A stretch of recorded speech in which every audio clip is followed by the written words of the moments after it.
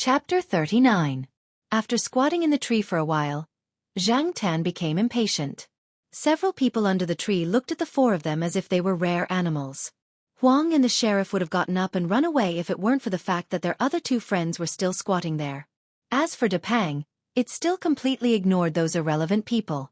After Zhang Tan was swung by Huang's tail again, he looked at it sideways. Huang meowed softly, indicating that it really didn't want to stay here now. Forget it, the big-breasted girl has seen it anyway. Let's go. However, when Zhang Tan was about to get up, he suddenly heard a familiar voice.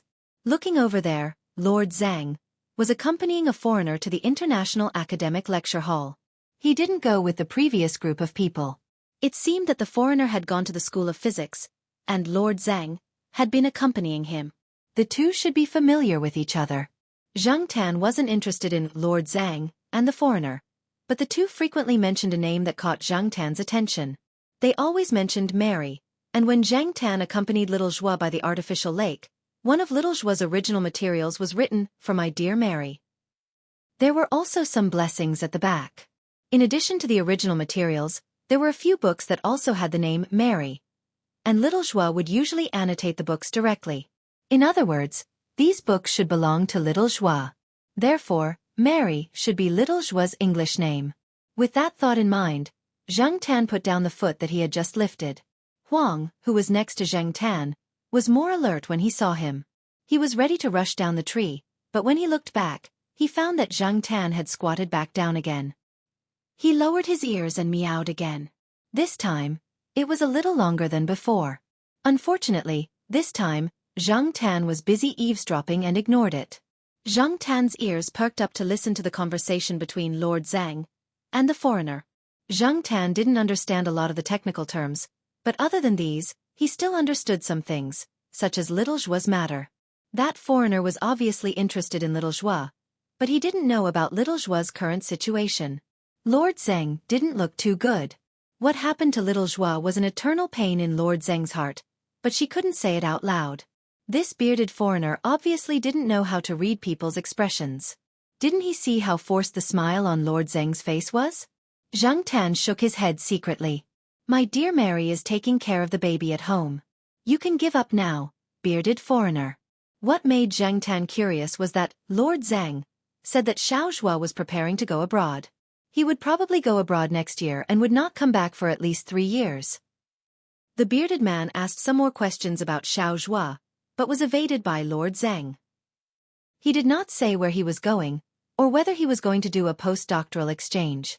He only said that he would be away for a few years. It was because Zhang Tan was clear about Xiao Zhua's current situation that he was even more confused. It was reasonable to say that Lord Zhang was not the kind of person who spoke casually. Just now, when he said that Xiao Zhua would go abroad, his expression was very certain. Otherwise, the foreigner would not have believed him. With Little Zhua's current situation, could he still go abroad for an exchange? To follow up on the cooperation project? What about her child? Unfortunately, until Lord Zhang and the foreigner walked into the lecture hall, Zhang Tan did not hear the information he wanted to know. The electronic screen outside the lecture hall showed the topic of the report that was about to start. Now, it was talking about some things related to the theory of quark particles. From time to time, there would be people rushing in from outside the lecture hall. As the report began, the outside of the lecture hall had become quiet. Zhang Tan stood up and stretched. He turned his head and looked over. Huang and the sheriff squinted their eyes as if they were asleep. Zhang Tan used his tail to shake them, then jumped down from the tree and walked towards the family area. The 3 cats behind him followed one after another. Walking into the courtyard of the East family compound, Zhang Tan saw an old man dragging some things towards Building B. Zhang Tan did not know this person, but when there were people downstairs, Zhang Tan rarely jumped up to swipe the access card to open the door. Therefore, Zhang Tan followed the old man leisurely not far behind. When the old man threw away the cigarette butt, he glanced at the black cat behind him and waved his hand. "Go away, whose cat is this? Go away, don't think about my fish." Zhang Tan was speechless. "Do you think I care?" Below the things the old man was dragging were 2 plastic buckets. There were a few small holes in the buckets, and the smell of fish came out. However, Zhang Tan did not want to do anything to the fish. He never ate raw fish, and other cats would have diarrhea if they ate some of the things he could eat. Zhang Tan ignored the old man and went downstairs to the entrance of Building B. He squatted down and watched the old man move towards him. The old man dragged the things and looked at the black cat squatting in front of the door. He hesitated for a moment, then walked up and pressed the electronic lock on the entrance. Soon, Zhao Ma's voice came from inside. "Wrong Han, it's me," said the old man. "Hey Dad, why are you here? I'll go down and pick you up." "You don't have to come down. Just stay at home and open the door," said the old man. With a click of the door, the old man dragged the things in, and Zhang Tan followed behind him. There were too many things for the old man to carry in a short time. However, since they were already in the building, he was not afraid of theft. He trusted the people here. After thinking for a while, he looked at the black cat that had already rushed to the front. The old man took down a box from the plastic bucket containing the fish, then carried the 2 plastic buckets below, and walked upstairs step by step. Although he was old, he walked steadily while carrying the 2 plastic buckets filled with fish. As the old man walked upstairs, he noticed that the black cat was also walking upstairs. The old man was still wondering whose cat it was when Zhao Ma's voice sounded. "Hey Dad, why did you come up with black charcoal?" Zhao Ma leaned on the railing of the 5th floor and looked down. She could see the old man's figure. "What black charcoal?" "My cat. It's the black cat walking in front of you." "Hey, so this cat belongs to your family. I was wondering whose family it was. This cat is well raised. It's not thin and has no fat. Does it catch mice?" The old man said as he walked upstairs. There was no one else in the corridor at this time, so it was very quiet. The old man did not need to speak loudly because Zhao Ma, who was standing on the 5th floor, could also hear him. "Of course. My black charcoal is good at catching mice." "That's good. I heard some people say that many cats in the big cities don't catch mice. Why would they keep it if they don't catch mice? Isn't it a waste of food?" The old man couldn't understand those people. Knowing the old man's temperament, Mama Jiao didn't say much. If she said anything, she would be criticized. According to the thinking of the older generation, a cat that didn't catch mice wasn't a good cat, and a dog that couldn't guard the house wasn't a good dog. Many of them had gone through the dark ages and did not understand the meaning of raising a pet that ate for free. Zhao Ma was glad that her black charcoal really caught mice. Otherwise, the old man would have gone crazy again. "What are you carrying?" "I'm carrying fish, 2 old turtles, and some eels. There's also a box of grapefruits downstairs. It's a new variety of grapefruits this year. I heard that the grapefruits this year will be supplied directly to the city government and not sold outside. I managed to get a few of them." "What's the use of a bank card? Don't you have to show your face to buy things? Nowadays, it's not good to have a bank card without face." Yes. You have a lot of face." "Of course. If I didn't have a lot of face, how could I know that you were hospitalized from an accident?" the old man said angrily. Zhao Ma laughed and did not explain. In front of old man Gu, the more you explained, the more the old man would think you were guilty. Standing at the top of the stairs, Zhao Ma wanted to go downstairs to help, but she knew the old man's temper. If she really went downstairs, the old man would definitely go crazy. Even when the old man walked to the door, he did not ask Zhao Ma to help him. When the old man put down the plastic bucket, Zhang Tan went up to take a look. Looking through the hole, the 2 old turtles were indeed quite big. As for the eels in the other bucket, Zhang Tan only glanced at them and did not pay much attention to them because the old man was still staring at him as if he was a thief. After resting for a while and drinking a glass of water, the old man went downstairs to carry the grapefruits upstairs. The small luggage trailers were just left downstairs. Anyway, there was no need to worry about them being stolen. Zhang Tan looked at the grapefruits the old man took out. They were quite big, but he did not know how they tasted. "Why did you buy so many apples and oranges?" the old man asked as he looked at the 4 boxes in the living room. Zhang Tan was also puzzled. He did not see them this morning, but now there were 4 more boxes. 2 boxes of apples and 2 boxes of oranges. Moreover, they were the 2 types of oranges that were very expensive in the supermarket. "A student gave them to us. We helped her last time. This time, her company bought fruits for the employees and gave us 4 boxes. After Zhao Ma said this, Zhang Tan knew who had sent them. What Zhang Tan did not know was that Zhao Lu sometimes went to the Institute of Biological Sciences to ask Associate Professor Zhao about Zhang Tan's situation. He knew that this guy did not eat cat food and only ate with him. Therefore, he did not send any cat food and changed the gift to fruits this time. Zhao Pa and Zhao Ma thought that the Zhao family was afraid that people would harshly mistreat the black cat. Old Man Gu sat on the sofa and chatted with Zhao Ma for a while. The topic was mainly about Gu Yuzi. Zhang Tan lay on the sofa and listened to them. Even when the old man glared at him, he did not move.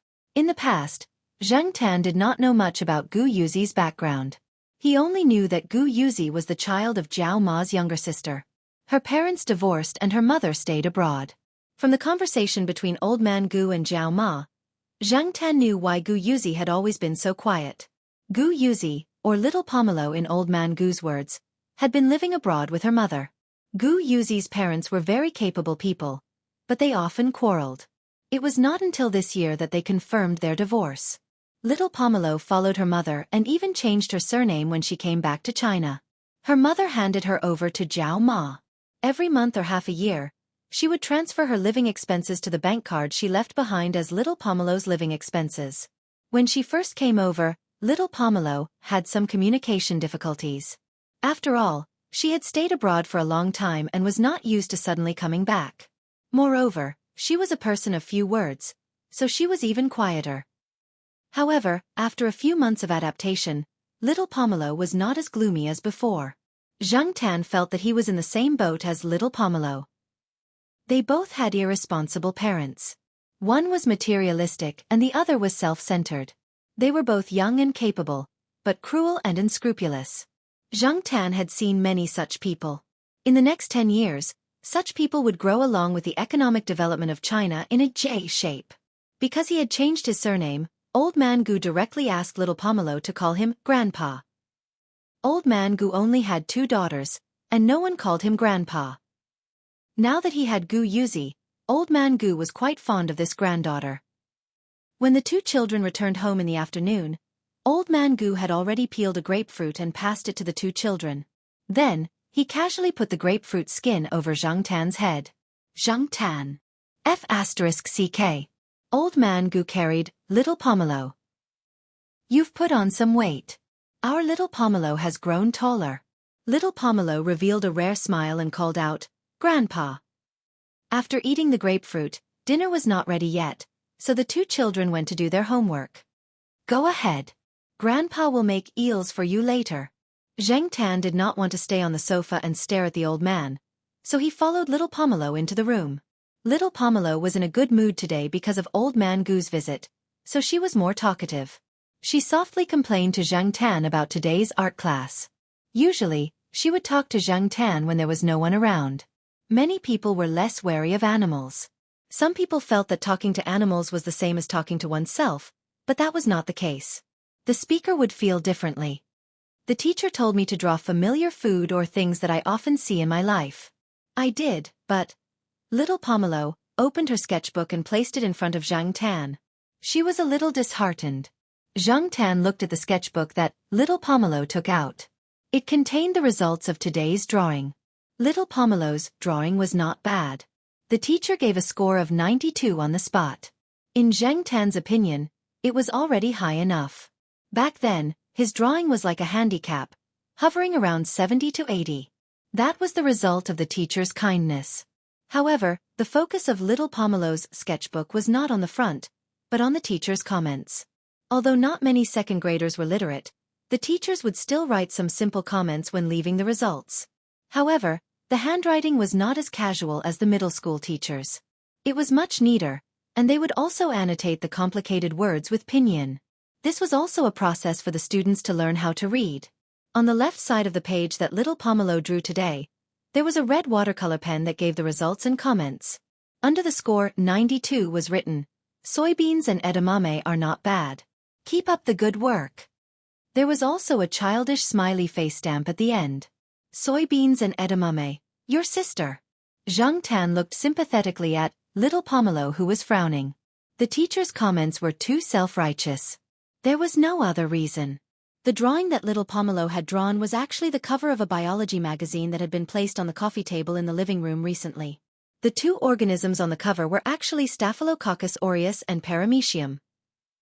Chapter 40. After Old Master Gu returned to his hometown, he sent people to deliver things to him every few days. Because the 4 members of the Jiao family were not going back to their hometown for the new year, the elders of both families were worried about them. Once they found out that they were from the same hometown, they would send people to bring New Year goods over. In his hometown, preparations for the new year had started early. This year, many people went to the provincial capital to sell things to regular customers, such as fruits and meat products. Therefore, at the end of December, people would call the Jiao Pa every few days to get things. The aquaculture industry in his hometown was very developed. Many people contracted fish ponds, and there were all kinds of fish. The Gu family raised eels, so it was safer to eat their own food. But that had nothing to do with Zhang Tan. Ever since Celestine moved to the company, Zhang Tan went to Xiaoguo's place, which was the furthest away from the school. There was nowhere else he could go. During the day, he couldn't run around outside the school. Outside the school was not as simple as inside. On campus, Zhang Tan could go to many places to relax. Some of the university students who saw Zhang Tan were mostly kind to him. After all, compared to those who had been in society for many years, students were more innocent. But after leaving the school, many people looked at Zhang Tan as if he were a dish. If he was still a human, Zhang Tan wouldn't have noticed anything. But from the perspective of a cat, Zhang Tan could feel what those people were trying to say. Cats who often wandered the streets were very sensitive to people's movements. After walking around for a while, Zhang Tan's feeling became stronger and stronger. Therefore, Zhang Tan always went for walks outside the school at night. There weren't many people at night, so he didn't have to be startled all the time. Most of the working-class people who entered society went home in a hurry at night, so they didn't care too much if they saw a cat. But at the end of the year, many people caught stray cats for walks, set traps, and then sold them to restaurants. Some people directly shipped them to other provinces to avoid trouble. This was what cats should pay attention to the most. Zhang Tan had never met a cat trafficker, but he still met a lot of obstacles. As a cat, Zhang Tan still felt a lot of pressure. He had underestimated the mentality and persistence of male cats to fight for territory. Those restless cats would fill a pile of feces, piss, or fight with each other. Zhang Tan tried to walk further away by himself, but in the end, he came back disappointed. Although Zhang Tan wasn't so bad that he couldn't beat those cats, and those cats weren't so ignorant, there were always 2 exceptions. One night, when Zhang Tan was walking towards Xiaoguo's pet center, he met a black cat just like himself. However, that black cat was always surrounded by other cats. Zhang Tan thought that they should be its underlings. To put it elegantly, they were called direct descendants. To put it simply, they were called followers. However, Zhang Tan had never lost a single fight. What annoyed Zhang Tan the most was that this black cat did not learn its lesson. After being beaten down once, it would jump out aggressively the second time. As the saying goes, it was indomitable, and the more it fought, the braver it became. Zhang Tan thought that this guy was purely stupid, and looking for trouble.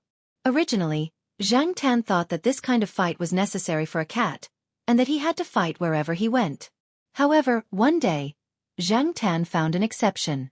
Christmas was coming, and some of the international students in the school were busy preparing for it.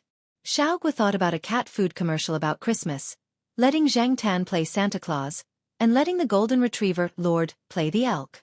When Zhang Tan was taken to the studio by Xiaoguo, he saw Lord squatting next to him. There was a pair of plastic antlers on its head, and it was squatting there with its mouth open, panting. It had probably been practicing some of the movements needed in the commercial, and it was only now taking a break. The few cats in Zhang Tan and Xiaoguo's shop had all worked with this golden retriever before. Although there was no so-called tacit understanding, it was not to the extent of discord. The few pets got along well with each other. In Xiaoguo's shop, except for Prince, the few cats had all been sterilized. Although Prince was also a male cat, because it was used to indoor confinement, it was much less aggressive than the cats that Zhang Tan saw on the streets. Moreover, there were so many cats in Xiaoguo's shop that they were used to the existence of cats other than themselves, and rarely fought to occupy a certain area. They had already filmed many commercials, and the staff here were all old acquaintances. They all knew that as long as they trained the other roles in the commercial well, it would be fine. As for the black cat, it was an expert that was hired with a high salary, and did not need any guidance at all. Therefore there was a situation where Lord was so tired that it was panting, and Zhang Tan was squatting on the side and taking a nap. Finally, when Lord was able to complete a series of movements, Xiaoguo woke Zhang Tan up and started filming. Putting on the silly Christmas cat costume, Zhang Tan felt that his IQ was about to be pulled down. It was uncomfortable to wear it. Although it was not too tight, it always felt uncomfortable. Not only that, but Xiaoguo also took a big beard and put it on for Zhang Tan. When he put on the hat, it was as silly as it could be.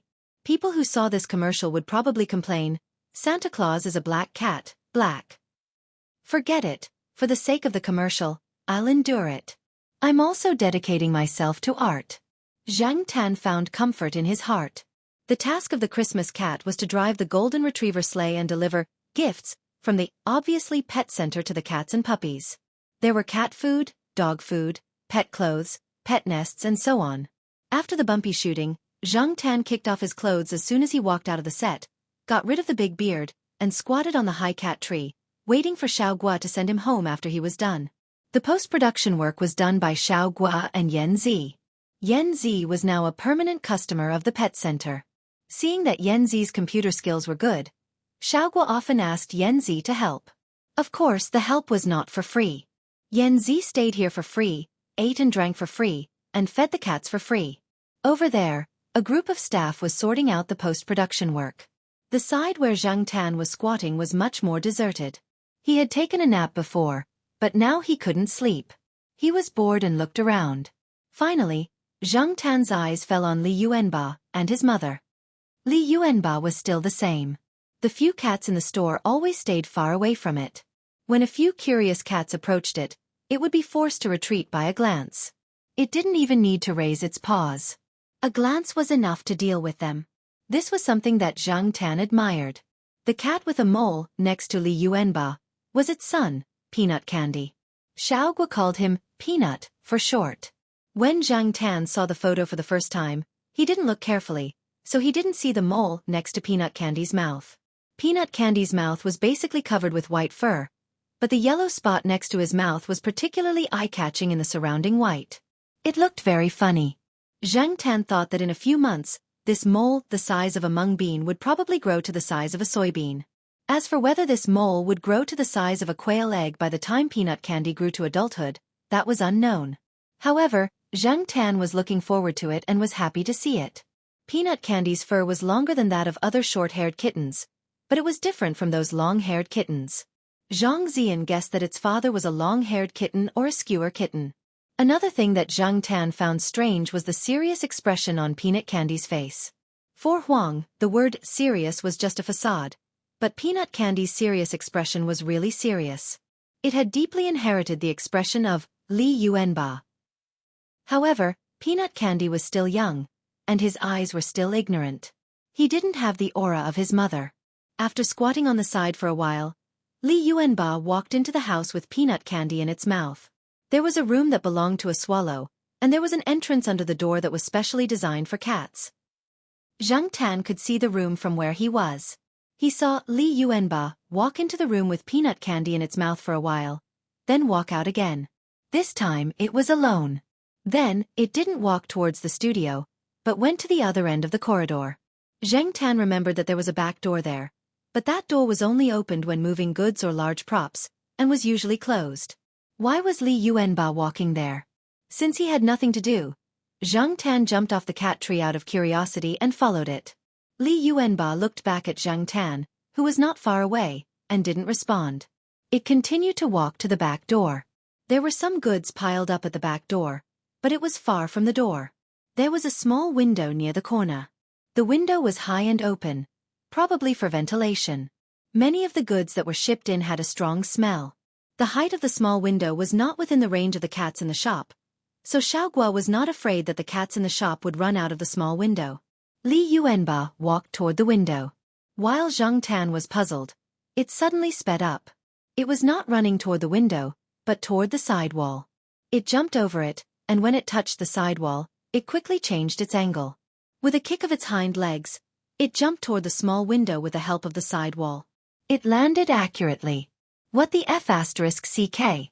This skill is F***king awesome. Behind them, Zhang Tan's jaw almost dropped.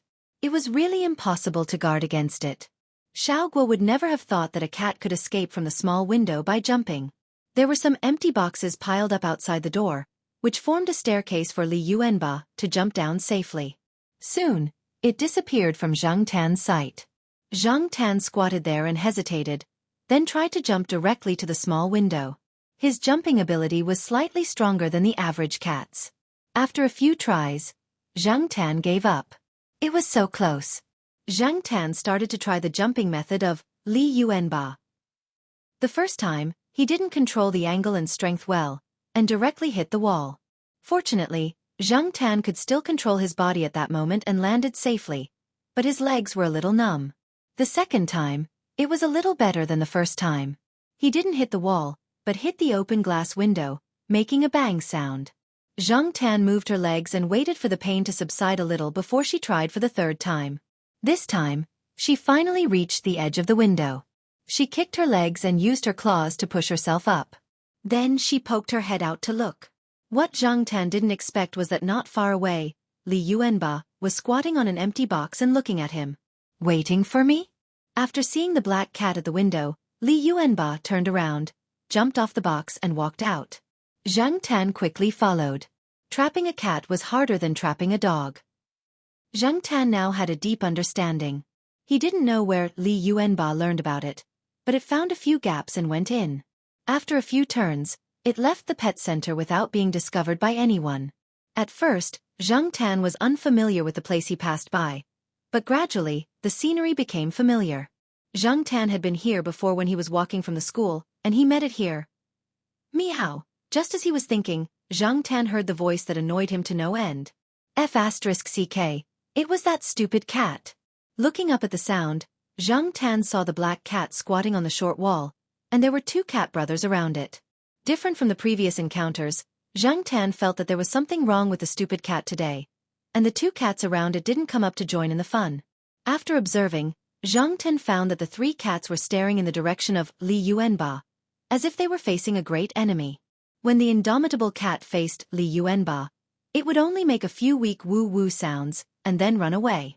It was completely different from when it faced Zhang Tan, when it knew it was going to lose, but still rushed up to look for abuse. The other cats also ran away. Not only these three cats, but as he walked deeper into the alley, Zhang Tan also saw a few cats. Two of them were quite large, and there was the smell of their enclosure around them. But Li Yuanba just looked straight ahead and fearlessly walked through their territory. When the cats saw it, they just made a few woo-woo sounds, and when Li Yuanba turned its head to look, they ran away, as if there was a big dog chasing behind them. Zhang Tan was deeply moved by this situation. From this, it could be seen that as a cat, Zhang Tan was still far from being a cat. Strength was one thing, but aura was also another. And Li Yuanba could be regarded as a strong woman among cats, a cat in the eyes of the minions. Her ferocious appearance, coupled with her domineering aura, could completely suppress this alley where stray cats and domestic cats were mixed together.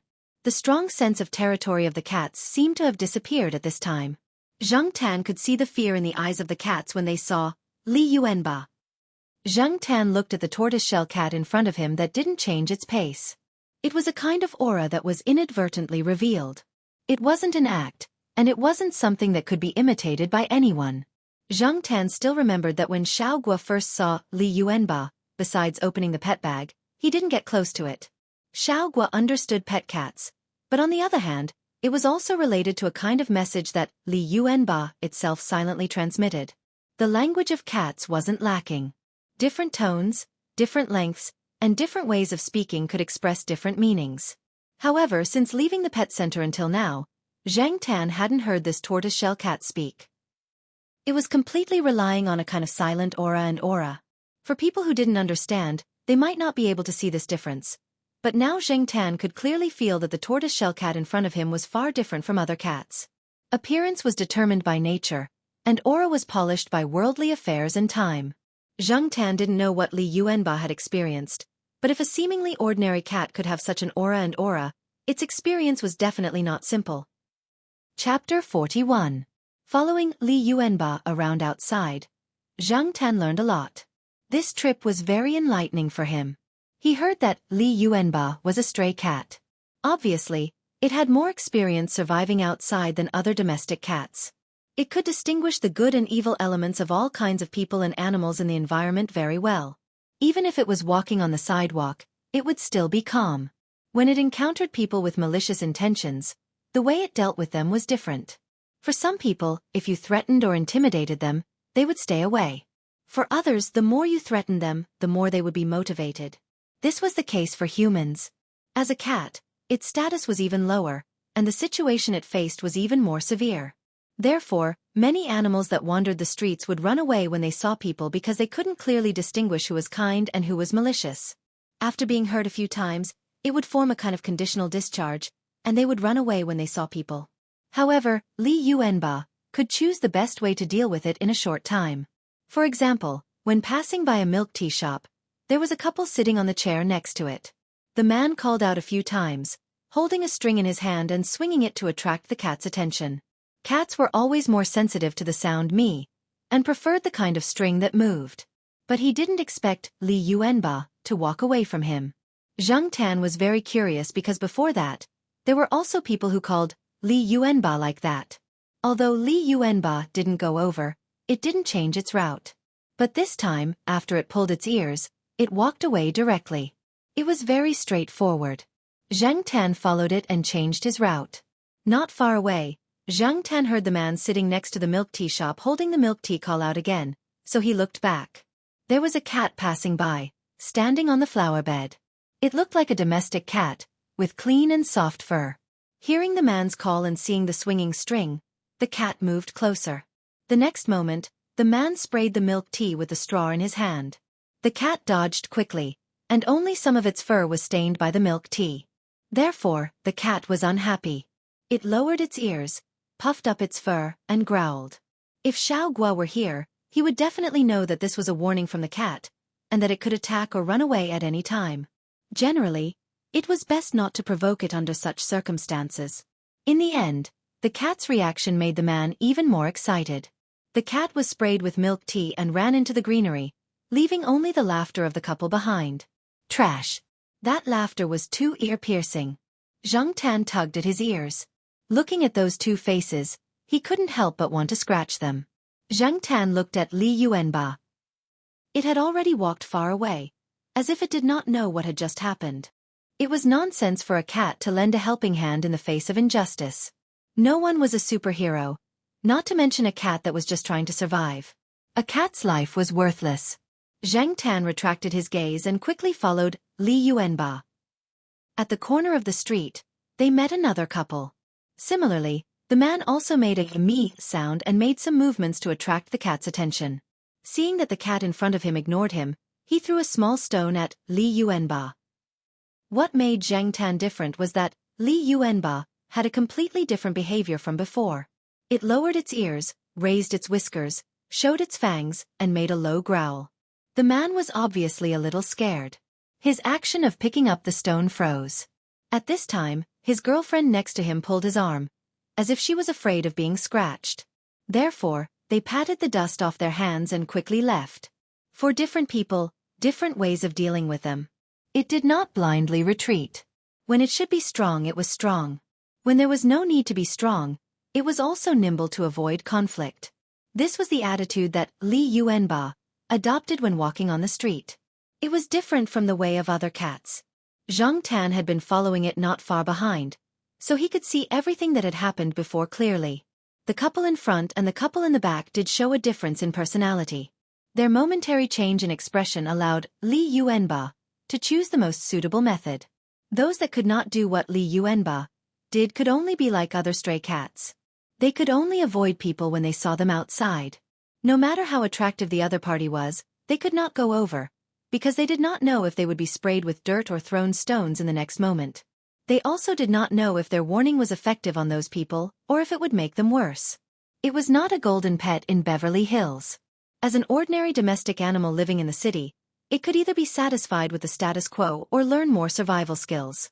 For a cat that could not stay indoors, survival was not easy. The lack of experience in a social environment was the biggest test for Zhang Tan.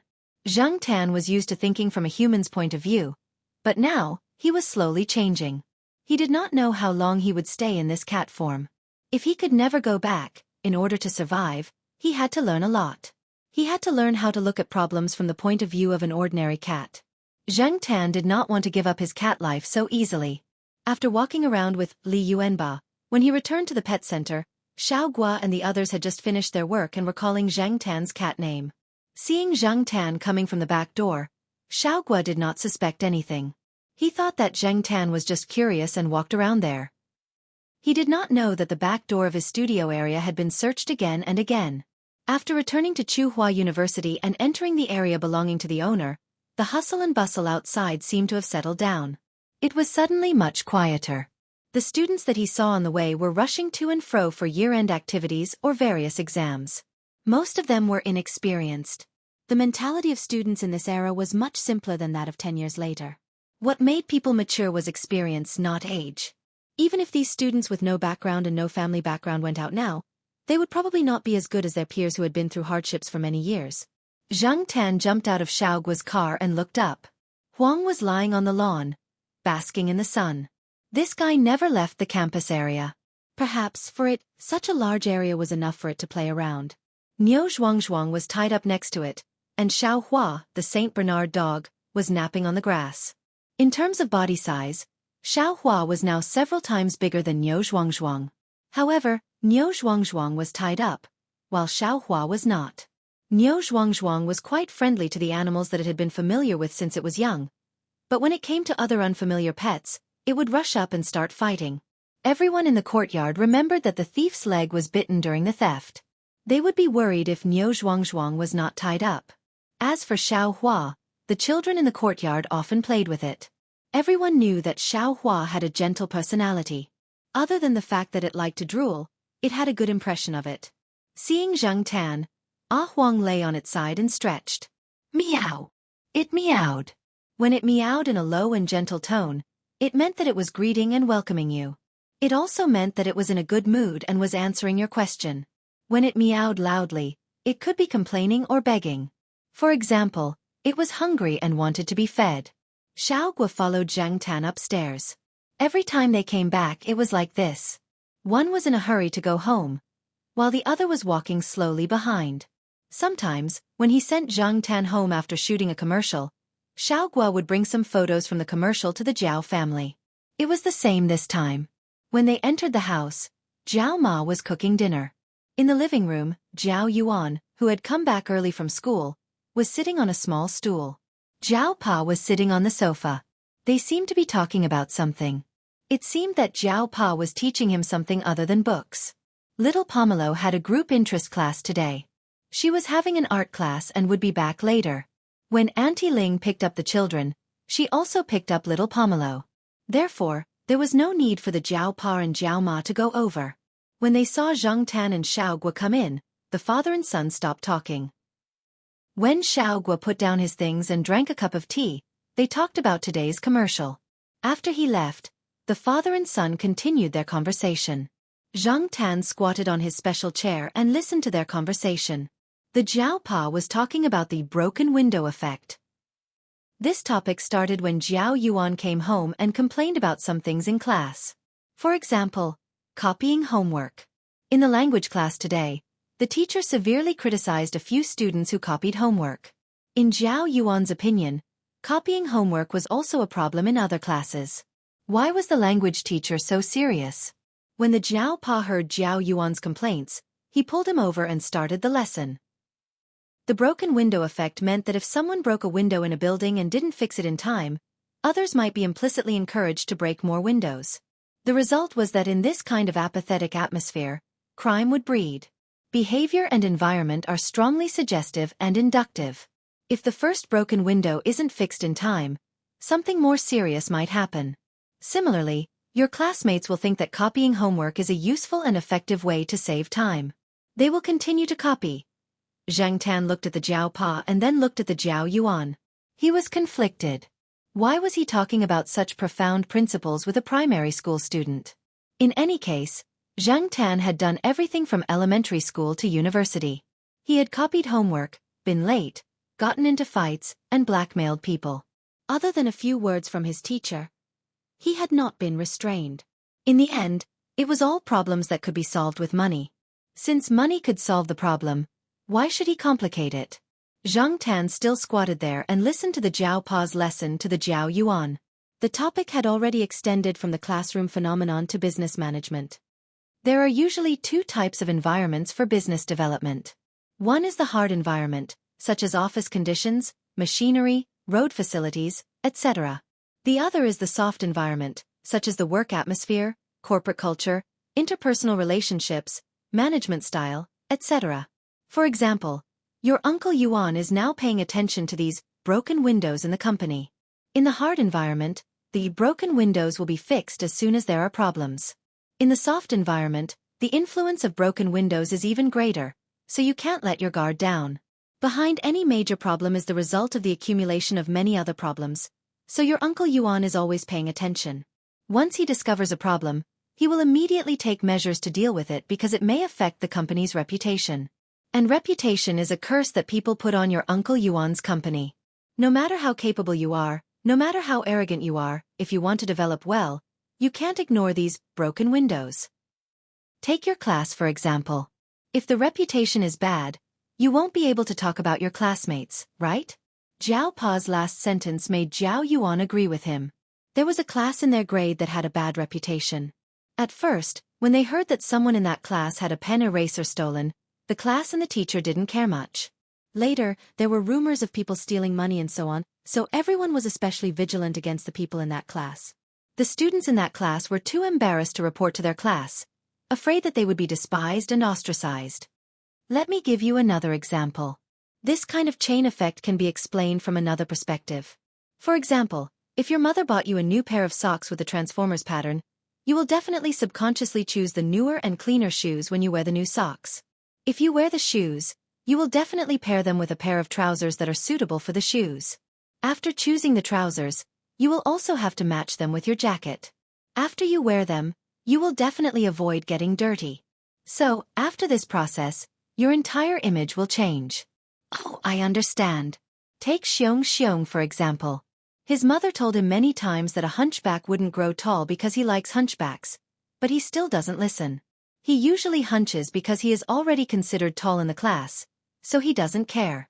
However, ever since he wore the new clothes that his mother carefully picked for him, he stopped hunching. He also pays attention to straightening his back. Because when his mother gave him the clothes, she said that the clothes look good with a straight back and attract girls. Jiao Yuan said, Zhang Tan. Is this encouraging puppy love?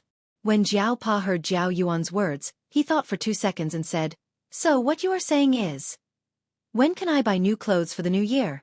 You won't just give me a pair of socks, right? Zhang Tan. Listening to this father and son talk is so king tiring. It was just a normal class phenomenon, but there were so many theories and hidden topics. The custom here was that the children would buy new clothes during the new year. As for the adults, it would depend on their family's conditions. Jiao Pa was not surprised by Jiao Yuan's answer. He said, What kind of clothes you can buy and how much you want will depend on your performance. Of course. If I get into the top 5 of the class, will you listen to me when it comes to clothes? Yes. Even if I buy clothes that are a little more avant-garde, a little less mainstream, and a little more domineering with rivets. Yes. If you want to spray mousse, I will also satisfy you. Okay. Jiao Yuan got the answer he wanted. He dragged his bag and went back to his room to do his homework. It was almost the end of the semester, and he had to give it a shot for his New Year's gift. After Jiao Yuan went back to his room, Jiao Ma came out with a plate of food. She looked at Jiao Yuan's closed door and said to Jiao Pa, Did that kid ask for something again? How can I not know what that kid is thinking? If he really gets into the top 5, will you let him wear that kind of clothes? It's okay. You just have to bring him to the toy gun store, and he will change his mind. If he can only choose between the toy and the clothes, he will definitely choose the former. Last year, he wanted that toy, but he got 6th place and couldn't buy it back. What if he doesn't get into the top 5? Jiao Ma asked again. He set the standard for getting into the top 5 himself. He has to be responsible for what he says. If he really can't pass the exam, buy him a toy gun. Don't buy the big one, buy the small one. We can't let this kid think that he can get what he wants even if he doesn't keep his word, Father Jiao said calmly. Chapter 42. Early in the morning, Zhang Tan was sleeping soundly in little Pomelo's bed. Jiao Yuan ran over and knocked on the door to wake up the boy and the cat. The final exams for affiliated primary school affiliated to Renmin University of China were over. They just had to wait for the results. Jiao Yuan felt good about himself after the exams, so he was always in a state of excitement. He often discussed with his friends what kind of clothes to buy for the new year. In the 2 days after the exams, the 2 kids slept until they woke up naturally. Last night, they watched Sky Slam Dunk on the movie channel and went to bed at midnight. But now, it was only 7 o'clock. They used to wake up at 7 o'clock, but after the exams, they woke up after 9 o'clock. Especially Jiao Yuan, he slept until noon and woke up for lunch. Little brat. What's wrong with him today? After hearing Jiao Yuan's knocking and shouting, Zhang Tan covered his ears with his paws and continued to curl into a ball. The winter was too cold and Zhang Tan didn't want to get up. Since the 2 kids were on vacation, Zhang Tan would run and climb trees until the afternoon. In the morning, he would sleep in. Get up, it's snowing outside. It's all white. Get up and go play in the snow. Jiao Yuan was still shouting outside. Little Pomelo lifted the blanket and got up. When she got up, she didn't forget to cover Zhang Tan again. Zhang Tan yawned. It was boring to sleep alone. Forget it, get up. Zhang Tan grew up in a coastal city in the south. It basically didn't snow in the winter there. But when he was in middle school, he and a few of his friends drove to other provinces to see the snow without a license. No matter what, Zhang Tan didn't experience much snow. He hadn't seen snow since he came here. This was the first snow of the year. Zhang Tan got out of bed and shook his fur. He stretched and got out of bed. Jiao Yuan was already dressed. He was washing up in the bathroom with an excited expression on his face. When the phone rang, Jiao Yuan threw the towel that he hadn't wrung dry on the rack and rushed to answer the phone. He already knew who would call at this time. Jiao Yuan's laughter came from the bedroom. Zhang Tan thought it was his friends asking him to go out and play. After Zhang Tan peed, little Pomelo helped wipe his face and comb his fur. After eating the breakfast that Jiao Ma prepared, the 2 kids went downstairs. Zhang Tan followed behind them. It was really cold outside. When Zhang Tan went downstairs and turned the corner, she jumped a few times. Chu Xiangyang, who was about to go downstairs to take a picture of the snow, saw the black cat jumping around the corner of the stairs like a lunatic. He paused, greeted it, and hurried downstairs. The snow outside would be ruined if he was late. When Zhang Tan walked out of the building, Jiao Yuan and little Pomelo were on the basketball court next to the lawn in the family area. They were building a snowman. Jiao Yuan's body was still covered in snow. He probably threw snowballs at Xiong Xiong and the others. Xiao Hua was playing with the kids. He had thick fur, so he didn't feel cold even when rolling in the snow. He ran around with the kids in the courtyard, leaving dog footprints. As for Niu Zhuangzhuang, he was being led by his owner for a walk in the snow. He didn't have much freedom. From time to time, he would stop and lick the snow on the ground. Then he would bark at the basketball court in envy. However, his owner would persuade him to go away with 2 meat buns. Zhang Tan certainly wouldn't join the group of kids playing in the snow. He looked around. Depang was squatting by the balcony railing, looking outside. He didn't seem to want to come out. Huang came out and walked around. Then he shrunk to the corner. It was said that the habits of animals were related to the month they were born. For example, some dogs born in hot days liked to play in water, while some dogs born in cold days always avoided water. However, it seemed that this saying wasn't completely correct. Huang and the sheriff were born in the same month, but their habits were very different.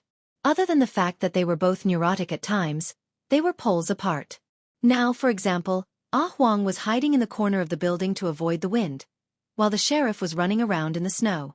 A child in the yard took off his plush hat to play with Huang, and the sheriff was having fun. The only cat footprints on the snow were Huang's.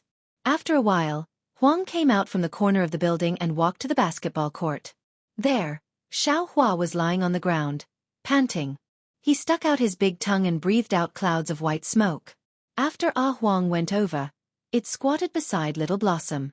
It was on the leeward side so that it could shelter from the wind and keep warm. After climbing a few trees, Zhang Tan's body warmed up a lot. He didn't feel too cold anymore. He was still a little sleepy. There was no sleeping atmosphere at home.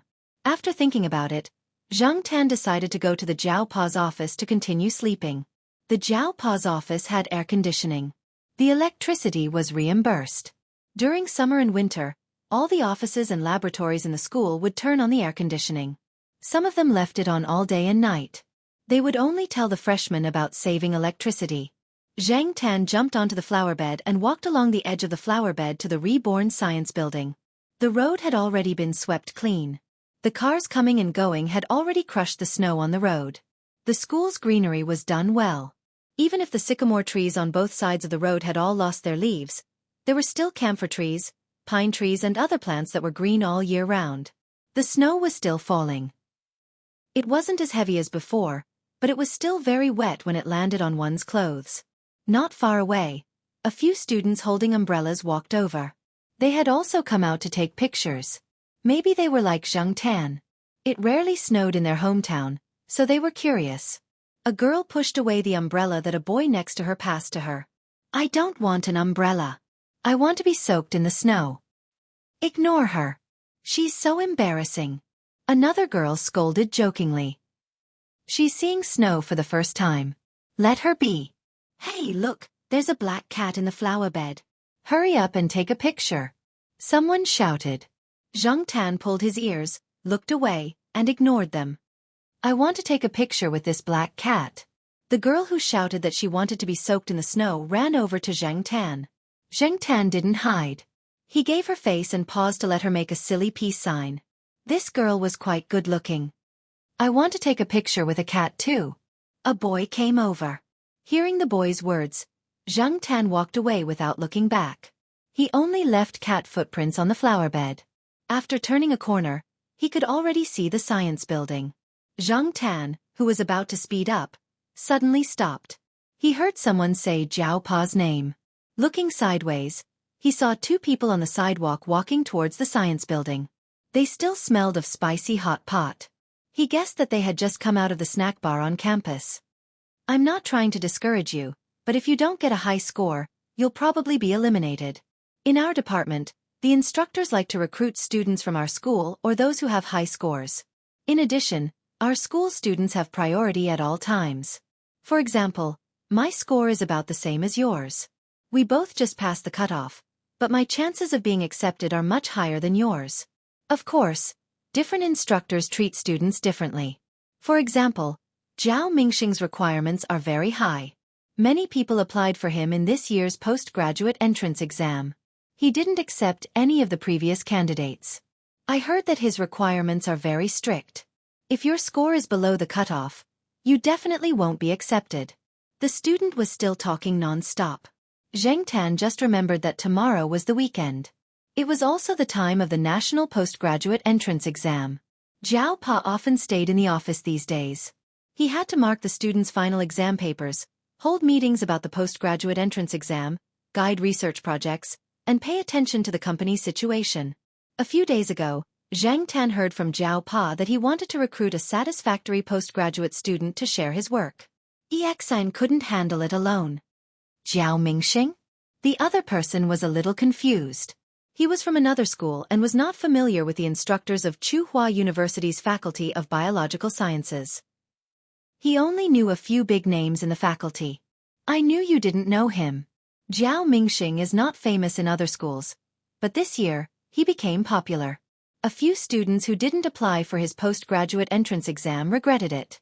He's a new rising star." Zhang Tan pricked up his ears to listen to the gossip. Usually, he didn't hear about this kind of thing.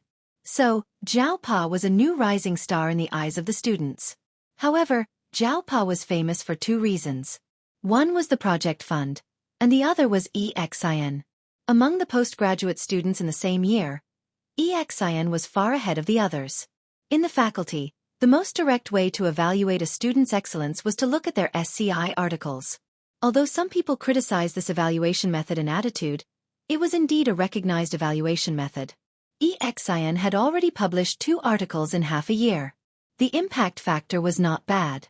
In other people's eyes, this was mostly due to Associate Professor Zhao. If the project was not good, how could she produce results without the project and the funds? Some of the other famous instructor spots are either full or have already been decided. You don't have to bother to compete. You can consider the marginalized instructors. Although they don't have many projects, at least you have a higher chance of being accepted. Okay, I have to go back and revise. Take a good look at the printed courseware. After chatting for a while, the 2 of them separated.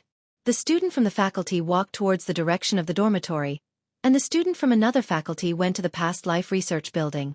Then, he came out and walked towards a nearby shed. Zhang Tan followed the student from another faculty. Just now, he saw from the flower bed at the entrance that this person only stood in the hall on the first floor of the past life research building for a while.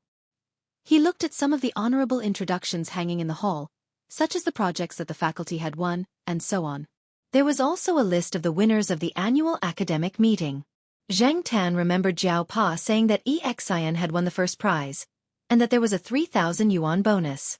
When this person walked out of the building, Zhang Tan heard him mumbling something. He mentioned Jiao Pa and Wuxia's names. Therefore, Zhang Tan was curious. Ever since Zhang Tan turned into a cat, his curiosity had increased a lot. However, Zhang Tan didn't think so. He just thought that it was purely because he was bored and wanted to have fun. There was a roof above the shed, so no snow would fall. The undergraduate students were on vacation. Recently, they were busy preparing for the courses that they hadn't finished yet. Some students who had finished all the courses had already bought train tickets to go home. Therefore, there were fewer bicycles in the shed, and the space was much more spacious. There was a wooden shelf next to the shed, and there was a wooden cable roller on the ground. Zhang Tan saw this person drag the roller to the shelf, pat the dust on it, and put the bag on his back on the shelf. He took something out of the bag, and then sat on the wooden cable roller. Zhang Tan was in the flower bed behind him. Due to the cover of some green plants, this person wouldn't notice him even if he turned around. The person who was sitting down spread out a thick printed document on his knees. Zhang Tan thought that this should be the printed courseware mentioned before. It's so damn thick. Can I finish reading it in one night? Zhang Tan didn't know much about the postgraduate entrance exam. Now, it seemed that it wasn't just about the exam. Skills? Who cares? Zhang Tan didn't bother about the so-called skills. He just came over to take a look out of curiosity. Anyway, he had nothing to do, but it didn't seem to be interesting. Just as he was about to leave, Zhang Tan saw the person sitting there take out a bag. The bag was filled with what looked like jerky. Beef jerky? What a big piece. Zhang Tan was curious and didn't pay attention to his feet. He stepped on a branch, making a cracking sound. Looking up, Zhang Tan saw the examinee from another school looking at him with a piece of beef jerky in his mouth. Zhang Tan didn't feel that this person showed any malice. This person even handed Zhang Tan a piece of beef jerky. Looking at the clean and unbitten piece of beef jerky, and then looking at the person in front of him, Zhang Tan shamelessly opened his mouth and took it. Then, he leaned to the side and began to focus on eating the beef jerky. Zhang Tan didn't like the food he was eating falling to the ground, so he squatted down, put the piece of beef jerky on his arm, and slowly chewed. Hey, you can really eat Inner Mongolian beef jerky. Before the examinee from another school could finish his sentence, he saw a familiar-looking person walking towards the car shed. He had just seen the introduction of the person walking over in the hall of the biology building. Teacher. Teacher Jiao? The examinee from another school hurriedly stood up. He was obviously a big guy, but now he didn't look imposing at all. He looked a little reserved. Associate Professor Zhao had originally planned to go to the administration building to do something, but as soon as he came out of the building, he casually glanced at the surrounding snowy scenery and saw the familiar figure of a cat. His cat was squatting there, happily chewing on the beef jerky. The person next to him was unfamiliar. This size was very conspicuous in the courtyard. If he had seen him before, Associate Professor Zhao thought that he would definitely remember him. You are? Oh, my name is Su Chu. Su as in threonine, Chen as in fun. I'll be here for the exam tomorrow. As soon as Su Chu said this, Associate Professor Zhao knew that this person must be a student from another university in the city, not his own school. Associate Professor Zhao didn't immediately leave. He also didn't eat the beef jerky that Su Chu handed over. He stayed there and chatted with Su Chu for a while. It was all about professional matters. Zhang Tan chewed on the jerky while listening to their conversation. At first, the content of the conversation between the two was somewhat familiar to Zhang Tan. After all, he had been following Zhao Pa for so long and listened to so many PowerPoint presentations. Even if he didn't understand the content, he was familiar with it. However, as time went on, Zhang Tan became more and more confused. The conversation between the two gradually became a simple and direct way of asking and answering questions. If each letter in this sentence represents an amino acid, what is it? Cheese, gu, si, ilyong, cysteine, si, tiandong. What is the principle behind transforming isolated B-type blood into O-type blood? The B-type antigen on the surface of the blood cell membrane. The reason for Dolly's premature aging. Here's what I think. First, the length of the telomeres in the cell. Light is an essential condition for the development of chloroplasts and the synthesis of chlorophyll. Without light, the leaves of many plants will turn yellow. However, the heart of the lotus seed also can't see sunlight. Why is it still green? The two of them were very straightforward with their questions and answers. Zhang Tan, who was lying next to them, was at a loss. At the same time, he was chewing the beef jerky in his mouth. When he finally finished chewing the beef jerky, Zhao Pa's conversation also ended. Xian came to the caravan 5 minutes ago. He originally wanted to push his cart back to the dormitory to sleep. However, he found that his boss was in the caravan and was talking to a stranger, so he came over to listen. The more he listened, the more he felt that something was wrong. Why were the questions at the end of the conversation similar to what a teacher taught a few days ago during the last class before the exam? One had to know that most of the questions in the last class before the exam would appear on the exam papers. These questions were the final secrets of the students. It was also an open secret of the university. It was just that many people outside of the university did not know about it. However, Zhao Pa had brought up some of the questions. Was he trying to leak the questions? After Su Chu left, Xian said to Associate Professor Zhao, "Boss, are you leaking the questions?" "This is not leaking the questions. This is called answering the questions." Zhang Tan. "Zhao Pa, you have lost your integrity." On the other hand, Su Chu, who had received guidance, was happily walking back to his rented apartment. He did not answer some of the questions, so he would go back and look through the information later. Since he was able to talk to Associate Professor Zhao for so long, did it mean that as long as he passed the exam, he would have a chance to be recorded by Associate Professor Zhao? Chapter 43. It was almost Chinese New Year, and the children were quite free. They were thinking about what to do all day. But for the adults, it was a busy day. The school was officially on holiday, and there were not many people in the school. 2 days ago, Xian left the school and went home. Zhao Pa and the other teachers held a summary meeting and did not go to the school. They took the test papers home and marked them. At the same time, they made Zhao Yuan do the hard work. Little Pomelo helped them from the side. There was one professional course and one elective course. But there were still a lot of papers from a few classes. Zhao Yuan helped to change the questions. He did not know the other professional knowledge, but he could still solve the multiple choice questions ABCD, and so on. After tallying the papers, he wrote down the score on the blank space beside the paper. This way, Zhao Pa could calculate the total score after he marked the other questions. Zhao Pa asked Little Pomelo to help him check the papers that Zhao Yuan marked. Little Pomelo was only in 2nd grade, but she was very familiar with addition, subtraction, multiplication, and division. Zhao Pa even placed a calculator beside the paper. Little Pomelo could use it to check the papers. As for Zhao Yuan, he was almost in middle school. Why would he need to use a calculator to do basic addition, subtraction, multiplication, and division? Zhao Yuan could not afford to embarrass himself. The results of the affiliated school were out. Zhao Yuan ranked 4th in the class. Zhao Pa had never asked him to rank or score. It was all Zhao Yuan's own standards. Sometimes he would meet the standards, and sometimes he would fail. But this time, he got what he wanted. Things developed as Zhao Pa expected. When Zhao Ma led him to the shopping mall, they passed by a toy gun stall. Zhao Yuan stared at the toy guns. In the end, He chose the guns and gave up the choice of clothes. As for why Zhao Yuan sat here and helped mark the papers today, he mainly wanted to earn some pocket money. One paper cost 10 cents. There were about 200 to 300 papers in here. When they went out to play, they could buy some junk food. Zhang Tan squatted on the foldable table with the Chinese chess pattern on it and watched them mark the papers. The papers were filled with childish red numbers. Sometimes, Zhao Yuan would see people who were bored during exams and draw on the back of the papers. Then he would sit there and laugh. Hey, I know this teacher. Dad, isn't this the teacher who always likes to carry a loudspeaker? His drawings are real. Zhang Tan stretched his neck to take a look. On the back of the paper, there was a simple drawing of the invigilator with a ballpoint pen. Zhao Yuan added a few strokes. Little Pomelo wanted to see it, but Zhao Yuan blocked her view. He put the paper under the table and handed it to Zhao Pa after he finished marking it.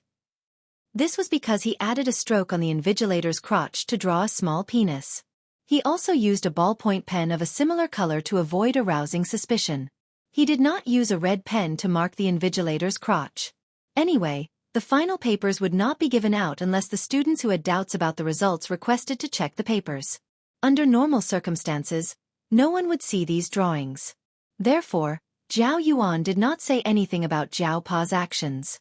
Zhang Tan tugged at her ears. This little brat really had a bad taste. Not long after, Zhang Tan heard Zhao Yuan exclaim again. Dad, this person said that he has never learned English. He wants you to be merciful. Zhao Yuan pointed to the multiple choice questions on the test paper in his hand, which were all English nouns and explanations. Zhang Tan saw that the first question of the test paper was written in English, and there was a note in the blank space behind the explanation. Dear Teacher Zhao, I am from the XX ethnic group. I have never learned English before, and I was tested in language for the college entrance examination. If I don't answer well, please have mercy. According to Tsinghua University's requirements, those who failed a subject had to retake it. In the past, it was a makeup exam.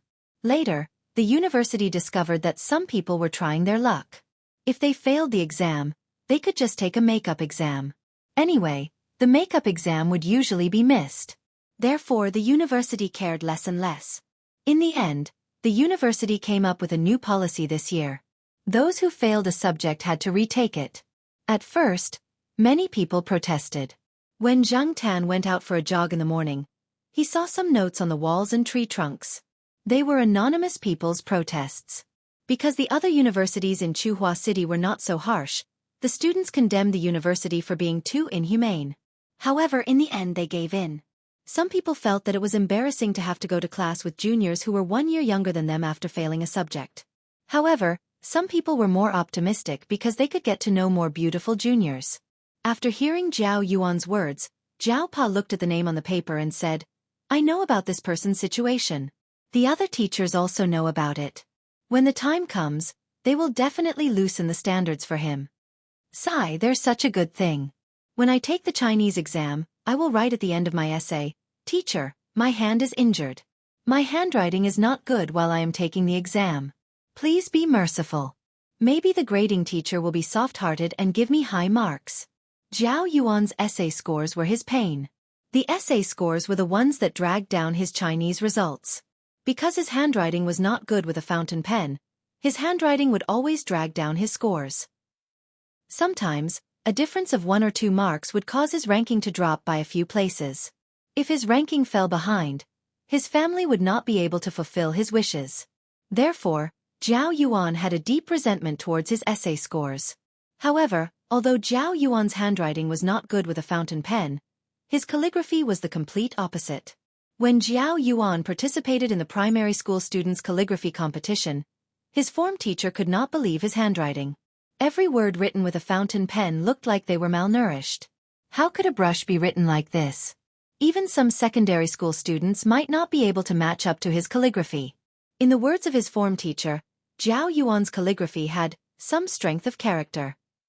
Later on, his form teacher lamented, Zhao Yuan, when will your fountain pen have some strength of character? Don't always be malnourished. Zhang Tan had seen Zhao Yuan's fountain pen handwriting before. There was a piece of calligraphy hanging on the wall of Zhao Yuan's room. There were also some notes written with fountain pen in the room. The contrast was too strong. If he did not know the truth, Zhang Tan would never believe that these were written by the same person. Zhao Yuan looked at the test paper in his hand and twirled his pen. He started to think of a plan. The final exam was cross-marking.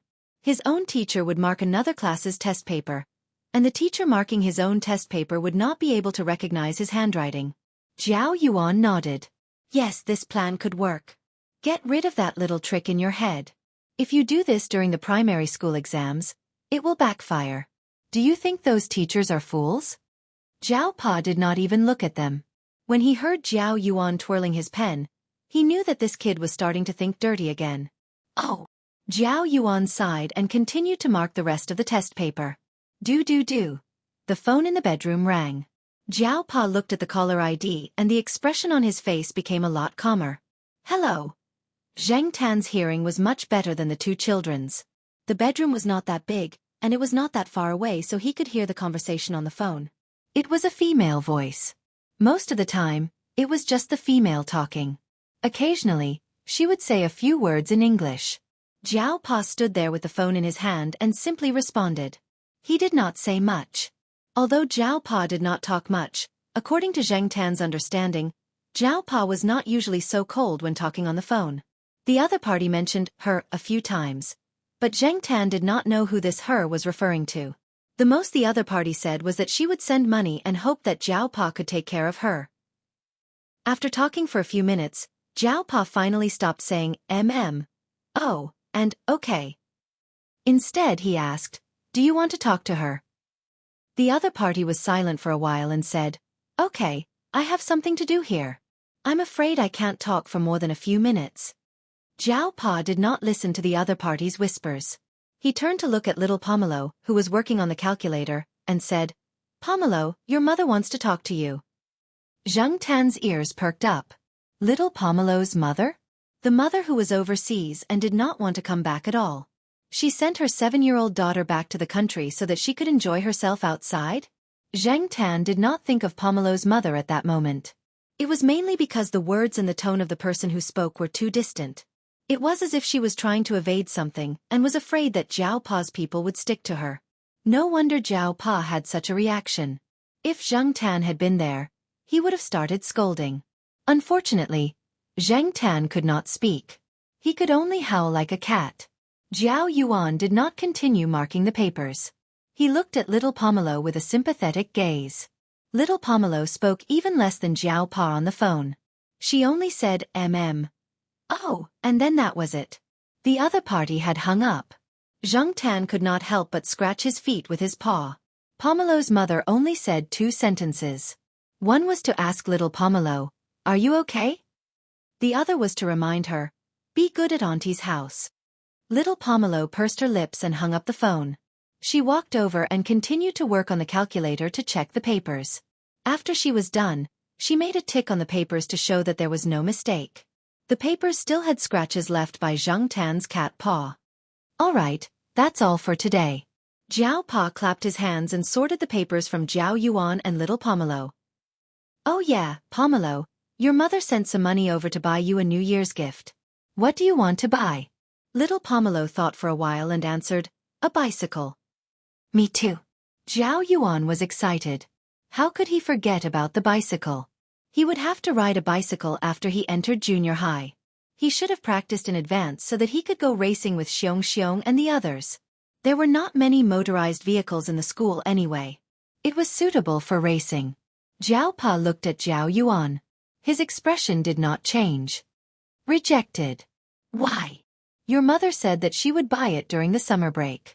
Xiong, Su-en, and the others are the same. They will not buy a bicycle in advance. The mothers had already discussed the matter of buying a bicycle. They had unanimously decided not to buy one for the time being. There was still half a year to go.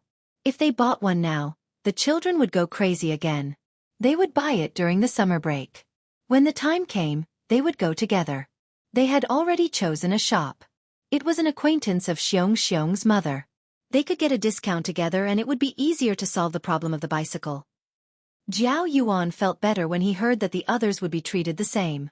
For children of little Pomelo's age, They would definitely not buy a bicycle like Zhao Yuan and the others. She would buy a children's car. The place where they bought the bicycle was near the central department store. The three of them walked there in the afternoon. Zhang Tan did not follow them. It was almost the new year and there were many people there. It was inconvenient for Zhang Tan to follow them, so he decided to sleep at home. Or he squatted in the kitchen and watched Zhao Ma prepare some New Year's food, such as fried rice balls, fried lotus root, and braised food. When Zhang Tan was squatting there, Zhao Ma would occasionally pass him a freshly fried meatball. Zhang Tan chewed the meatball in his mouth. He felt that his days were so good. This was the so-called life where he could just open his mouth and sleep when he was full. He did not have to worry about anything. The three of them left quickly and returned quickly. When they returned, Zhao Pa was carrying a pink and purple children's car that had been assembled. Choosing a children's car was not easy. Don't think that it would be safe just because there were two protective wheels on the back wheels. It also depended on the size of the handbrake on the car. If the handbrake was too big, the child would not be able to hold the handbrake tightly and would not be able to stop the car. It also depended on whether the braking force was too strong and whether the chain cover was well covered. Only then could the child's chances of injury be reduced. Therefore, Zhao Pa asked little Pomelo to choose the car and test it herself. After testing the car, little Pomelo requested to change it to a bigger basket. The original basket was too small. Although the big basket did not look as good as the original, little Pomelo liked it. Zhao Pa and Zhao Yuan could also guess the reason for such a big basket, so they did not object. Yo, this car is quite beautiful. Zhao Ma came out of the kitchen wearing an apron. When she saw the basket, she smiled and said, "Is this specially prepared for black charcoal?" "Yes." Little Pomelo nodded and then looked at Zhang Tan. Zhang Tan wagged his tail and walked over to the basket and jumped on it. Because it was a children's car, it was not as high as Zhao Pa's electric car. Zhang Tan felt that it was quite close to the ground. Fortunately, the space in the basket was not bad, and it was not uncomfortable to squat inside. It would be best if he could put a plush cushion inside. As Zhang Tan was thinking, little Pomelo took out a plush hat and said, "It will be better if you put this on." The wheels were covered with dust. Zhao Pa and Zhao Yuan came back with little Pomelo, who was riding for the first time. With the protection wheels, the balance was stable. She could be cooked after a few pedals. Looking at little Pomelo riding, Zhao Yuan was so envious that he wanted to drag one of the parked bicycles to practice.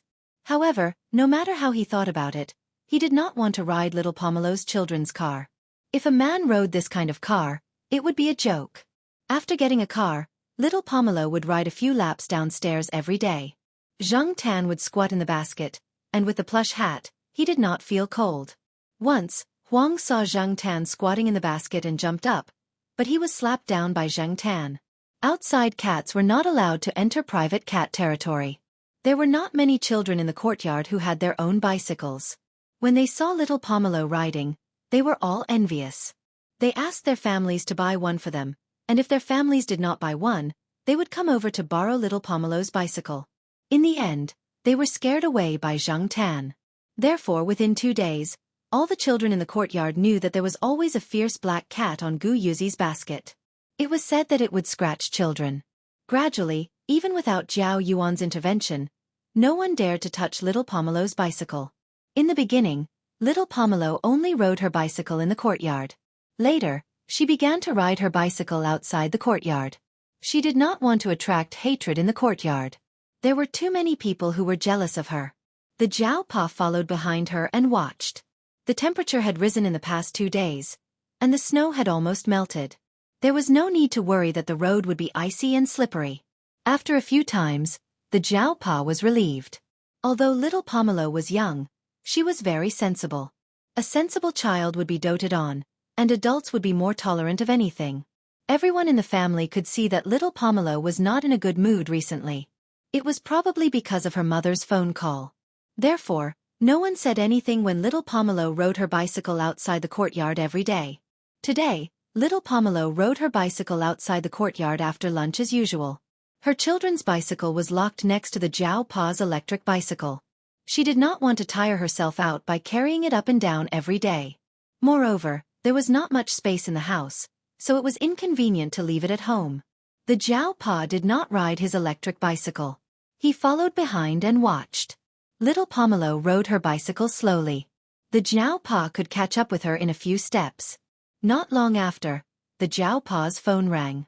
Yuanzi was looking for him and asked him to go to the company. The Jiao Pa reminded Little Pomelo not to ride too far and to go home after a while. The Jiao Pa left after getting the assurance. Without the Jiao Pa behind her, Little Pomelo rode a little faster.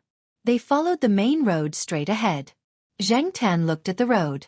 This was the road he usually ran on. If he went straight ahead, he would reach the forest at the edge of the school. Little Pomelo's destination was the forest. She had been there once with the Jiao Yuan, so she remembered it. The forest was not quiet.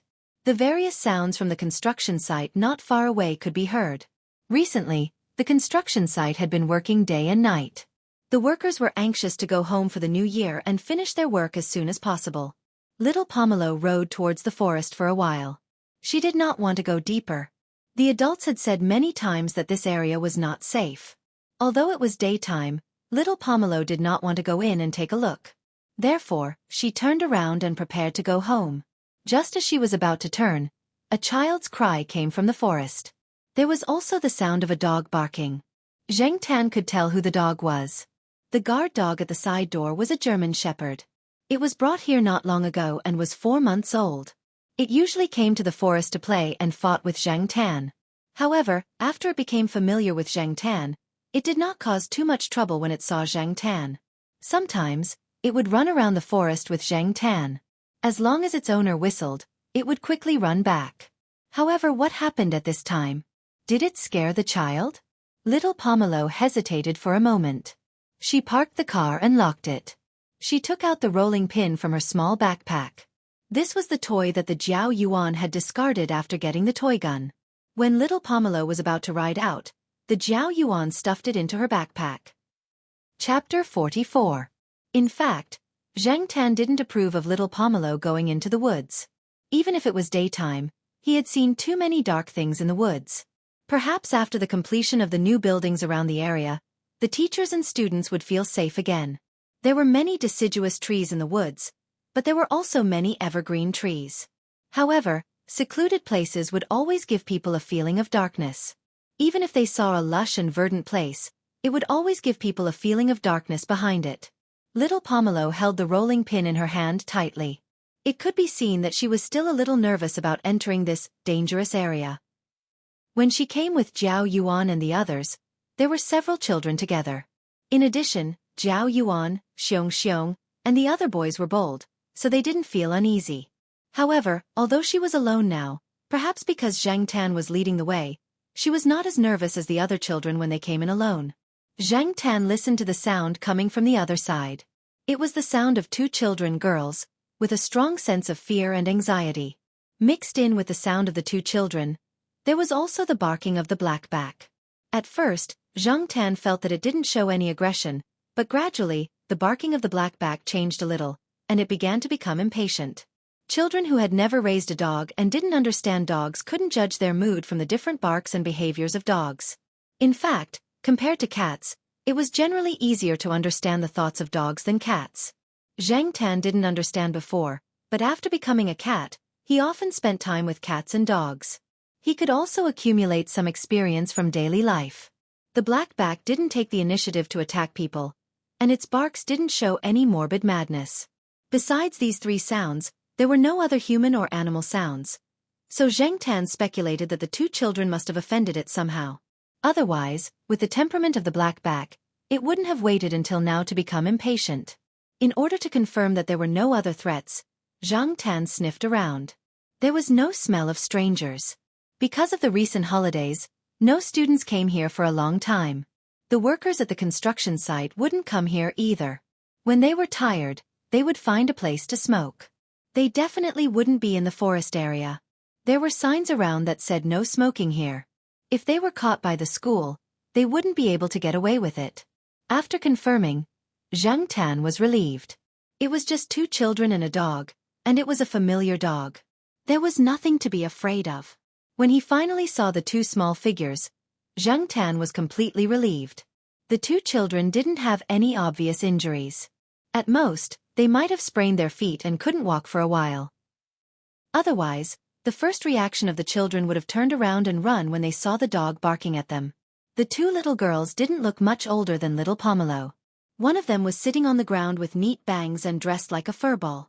When she saw little Pomelo, it was as if she saw her mother. Her eyes were filled with tears, and she reached out for help and comfort. The other girl in a pink cotton-padded jacket was next to Furball.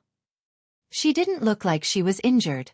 She was waving a branch at the blackback not far away, trying to drive it away. When the girl in the pink cotton-padded jacket saw little Pomelo, she said, "Is your family's adult around?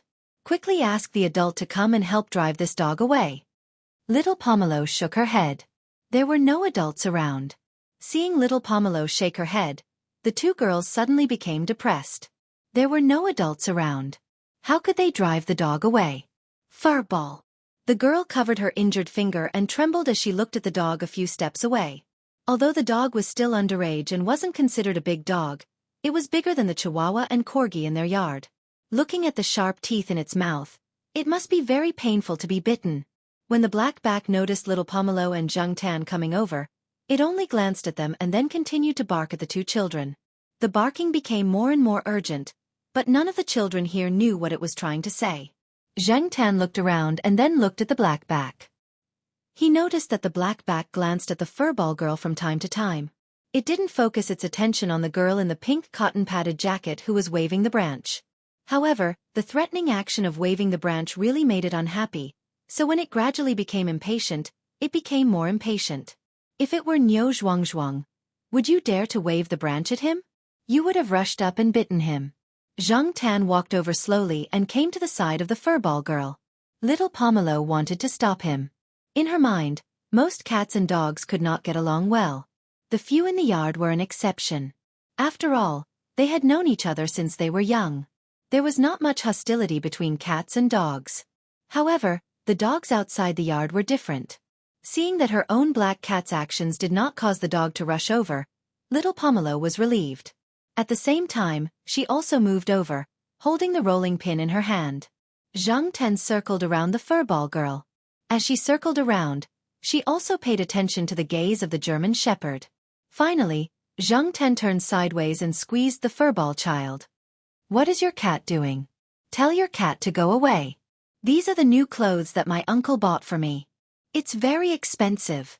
The furball girl looked at little Pomelo. "It wants you to move. You want me to move. Don't you know I sprained my foot? It hurts so much." Little Pomelo was about to say something, but Zhang Tan had already found the source of the disaster. Pushing aside the corner of the furry jacket, Zhang Tan saw a yellow plastic frisbee. The frisbee had the bite marks and smell of the blackback. "This is it." Zhang Tan pulled the frisbee out. After seeing Zhang Tan's actions, the blackback wanted to rush over. However, the pink jacket knocked it back with a branch, causing it to bark even more fiercely. "You're squashing something," little Pomelo reminded. The furball girl looked around suspiciously, then tried to move a little. At this time, Zhang Tan had already pulled the frisbee out. He raised his paw and the frisbee flew out. Seeing the frisbee, the blackback didn't care about the three people here. Before Zhang Tan could hit the frisbee, it started wagging its tail. When the frisbee flew, it ran away happily. When the frisbee was about to hit the ground, it jumped up and caught it. Then, with the frisbee in its mouth, it walked towards the construction site. The owner of the blackback should be walking around the construction site. The construction site was more noisy. No wonder the owner didn't hear the roars here. Otherwise, he would have started whistling. Seeing the dog run away, the three children let out a long sigh of relief. The pink jacket didn't care about the dead leaves and mud on the ground and directly sat down. The alarm was lifted and the source of the disaster was found. The two children talked a lot more. The furball girl even apologized to little Pomelo. She was quite sincere. She was a good child who knew her mistakes and could change. This child's temperament was not bad. Zhang Tan climbed up a nearby tree. He didn't stay with the three children. Because the pink jacket kept wanting to touch him, Zhang Tan turned and ran. He didn't let her touch him. "Little girl, your hands are still sticky with mud." The furball girl was talking about their previous experience. Today, the adults had gone shopping to prepare for the new year. The two of them were bored at home, so they came out to play. They were classmates and from the same family compound, so they had a good relationship. When they heard that there was a plum blossom forest here, the two children came by themselves. However, they didn't expect to trip on the exposed roots. They sprained their ankle and couldn't get up for a while. She was wearing thick clothes, and her attention was attracted by the pain on her body, so she didn't notice the thing under her butt. The pink jacket took out a small packet of tissue from her pocket and wiped her hands. She also let the furball girl wipe her wound. The furball girl originally wanted to find some snow to wash her wound, but she found that the snow had almost melted. There was only a thin layer of white around her. There was some black dust and other debris on the snow. She didn't feel safe using that to wash her wound. Therefore, after wiping her fingers with the tissue, the furball girl looked at her finger that was still faintly bleeding and stuck out her tongue to lick it. Zhang Tan and little Pomelo. Seeing little Pomelo looking at her in surprise, the furball girl taught her seriously, "I once heard from my uncle that the saliva of a mouse contains a protein called nerve growth factor. Applying this protein to your wound will heal twice as fast as if you don't apply it." After saying that, she glanced at little Pomelo proudly, which meant, "Look at how awesome I am, knowing so much knowledge." Zhang Tan and little Pomelo. Idiot? The pink jacket girl looked around, as if the surrounding scenery was very charming. She acted as if she didn't hear the conversation. "There's this in human saliva too?" Little Pomelo asked. The furball girl paused, then said confidently, "Even if there isn't, it will still be useful. Trust me, it's right." The pink jacket girl continued to look at the surrounding scenery, and she became more serious. Little Pomelo sighed, took out a small box from her backpack, and handed it to the furball girl. Zhang Tan looked at it. It was a first aid kit. After Jiao Ma was discharged from the hospital, she had prepared a first aid kit for everyone in the family. Jiao Yuan and Gu Yuzi always had a small first aid kit in their backpacks. The things inside were all obtained from the affiliated hospital, so they didn't have to worry about using it. "What's this?" The girl took the first aid kit, opened it, and said, "Oh, I also have a first aid kit in my room, but I've never used it before." Her first aid kit was completely placed in her room as a decoration, and she had never thought of using it. When Zhang Tan took out a disinfectant wipe to wipe her injured finger, the girl screamed non-stop. It was so noisy that Zhang Tan wished she could plug her ears with her hands. When she was applying the band-aid, the girl felt that it would definitely hurt if someone else did it, so she used her other hand to apply it, which made it even more unbearable. Anyway, it wasn't a big wound. Many people couldn't be bothered to treat such a small wound. Besides, she would be going home soon, and her family would definitely treat it again when she got back, so the other two didn't say anything. "You're the second-year student who speaks English better than Chinese?" The furball girl finally remembered and asked. She had felt that the girl in front of her looked familiar.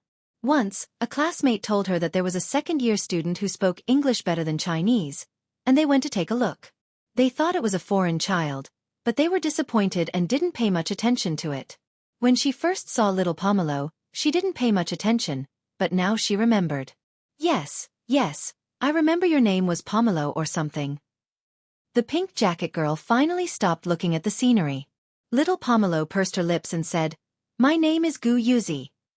I'm Yulisha, 3rd year class 3. She's Xiaofan, the same class as me. We're 1 year older than you. If someone bullies you in your class, you can come to us. We'll support you." The furball girl, Yulisha, raised her fist and said, "Yes, you're welcome. You helped us this time. If you have any trouble, you can come to us in 3rd year class 3. Just say your name, and the others will know." Xiaofan nodded. Little Pomelo was silent. In fact, she wanted to say that she would skip a grade next year, so that she would be in the same grade as them. However, little Pomelo said that she should keep a low profile, so after thinking about it, she didn't say anything. After resting for a while, little Pomelo and Xiaofan helped Yulisha out. After they were out of the forest, little Pomelo let Yulisha sit in the back seat of the car, and the two of them worked together to push the car. Zhang Tan followed next to them. This time, he didn't jump into the basket, so as not to add more burden to them. After arriving at a school supermarket, Xiaofan went in and called her family. There were acquaintances there, so even if she didn't have money, she could still borrow the phone. After the phone call, Wuxia and Xiaofan sat in the supermarket and waited for their family to pick them up. Little Pomelo drove Zhang Tan home. The next day, Wuxia's parents came to thank them and brought a lot of gifts. Zhao Ma didn't care about the gifts. What she cared about most was that little Pomelo could make friends. The children in the East Side compound basically didn't come to play with little Pomelo unless they were brought by Zhao Yuan. Although Wuxia and Xiaofan were from the West Side compound, the two residences weren't too far apart. At least they could occasionally interact with the children. Playing with the cat alone wasn't a long-term solution. People had to learn to communicate. 2 days before New Year's Eve, Zhao Yuan closed the door and practiced calligraphy in his room. If he was at home this year, Zhao Yuan was going to write couplets himself. He hadn't written in a long time, so he was a bit rusty, so he stayed in his room to practice. At noon, when Zhao Yuan was sleeping, Zhang Tan climbed in through the window to take a look. This little brat was quite serious. It was the posture, and he wasn't playing around. When Zhao Yuan woke up, he saw Zhang Tan in his room. On a whim, after he finished writing the couplet, he dragged Zhang Tan to put 3 cat paw prints on the couplet, 1 each on the upper and lower couplet, and 1 on the horizontal scroll. Because of this, Zhang Tan had ignored him for 2 days. It was difficult to wash off the ink stains. Although the ink stains were black and the color could not be seen, Zhang Tan could smell the thick ink stains when he raised his paw. Even using little Pomelo's fruit hand soap was useless. The day before New Year's Eve, Zhang Tan went out for a walk. Many stores around the school were closed. Compared to the situation at the shopping center, the alleys from the school to Xiaoguo's pet center were much quieter. There were even very few cats. Zhang Tan heard from some people around that there were many people catching cats during New Year's Eve. A few cats around the area had disappeared. They must have been tricked and sold.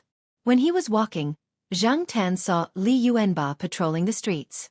Beside it was Peanut Candy. He didn't know if it was because Peanut Candy had only given birth to 1 cub, but when it was born, it was bigger than other cats of the same age. It also grew faster. Now it was much bigger than other cats of the same age, and it fought fiercely. Chapter 45. Chinese New Year's Eve. Jiao Pa was in his bedroom, sorting out some theses and other documents on his computer. At the same time, he was also chatting with his foreign and domestic friends. Yuan Zi had gone back to her hometown for Chinese New Year. His mother was alone in her hometown. This year, she had to accompany the old lady and pay respects to the old man. Fei Hang and Celestine were taking care of the company. Jiao Pa also helped out from time to time. However, when Zhang Tan went for a walk a few days ago, she overheard Old Man Lon and the other professors talking about Father Jiao downstairs. Even though these retired professors were still influential, the news they got was always more reliable than other people's. So Zhang Tan hid beside them and eavesdropped. Jiao Pa's reputation in the university was rising mainly because he had taught an excellent graduate student. Xian's performance at the Academy's annual academic meeting before the new year had been outstanding. He had already published a high-impact factor thesis in a foreign journal, earning him the undisputed first place in the annual meeting. Not many people in the entire school could compare to him. This had overshadowed the other 2 students who were also named first place in the academy. Now, when people talked about Xian, they would definitely talk about Associate Professor Zhao. Without Associate Professor Zhao, Xian would not be who she was today. Everyone knew this.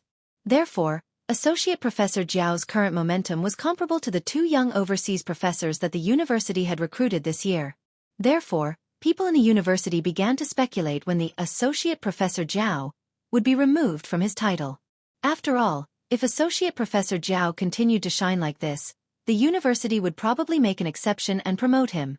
In order to become a professor at Tsinghua University, apart from having an essay, there was another important condition that had to be met. That was, one had to have experience abroad. After Jiao Pa graduated, he came to Tsinghua University with Jiao Ma. Up until now, he had never done any research abroad. Jiao Pa had been spending a lot of time in front of the computer recently. This was probably the reason. He was preparing for this overseas experience. After all, a full professor would receive more benefits than an associate professor in all aspects, and they would be able to work more freely. Zhang Tan nestled on the edge of the sofa, rolled, and changed his position to continue lying down. Due to the constant reports of missing cats in the surrounding area, Zhang Tan did not go out at night for the past few days. As soon as the sun set, Zhang Tan would curl up on the sofa and watch Super Warriors with Zhao Yuan and little Pomelo. Although it was rather boring for Zhang Tan, it was not unbearable. She lay on the sofa and thought. When she was tired, she slept. When she woke up, she was ready to eat. After a few episodes, Zhao Yuan went to change the discs. Zhang Tan was not interested in the content of the cartoon. He had seen it before and did not want to watch it again. Moreover, from the perspective of an adult 10 years later, the cartoon was very childish. What Zhang Tan was thinking now was, if Zhao Pa went abroad for 1 or 2 years, what would happen to his family? Zhao Ma's burden would definitely increase a lot. No, it seemed like there was still EXIN and the new graduate students who would be accepted after the new year could help out. On the TV, the yellow leopard was running and suddenly jumped up and turned into a robot. At the same time it shouted, "Yellow Leopard Warrior, transform!" Zhang Tan was thinking about his own thoughts when he was suddenly pulled up by Zhao Yuan. "Black Cat Warrior, transform!" Zhao Yuan shouted. "Zhang Tan, transform your face into a pile of *T. This idiot child." Slapping Zhao Yuan's hand away, Zhang Tan stepped on his pants and walked over him to little Pomelo's side. He ignored the excited Zhao Yuan. When little Pomelo was watching the TV, she was still helping Zhang Tan scratch his chin and comb his hair. Due to the city's ban on fireworks, it was rare to hear firecrackers in the city. Without firecrackers, there would be no New Year's atmosphere. It was as boring as cooking without salt. However, in recent years, the policy had been relaxed. Sometimes there would be restrictions. Some businesses in commercial plazas and other places would apply to set off fireworks. For example, on the 6th day of the new year, there would be a fireworks event organized by businesses in the central department store. Zhao Pa said that he would bring the 2 children to watch it. As for the days before the 6th day of the new year, Zhao Yuan would not be able to enjoy the firecrackers. Chu Xiangyang next door had gone to his parents' place to celebrate the new year. He probably would not come back until the new year was over.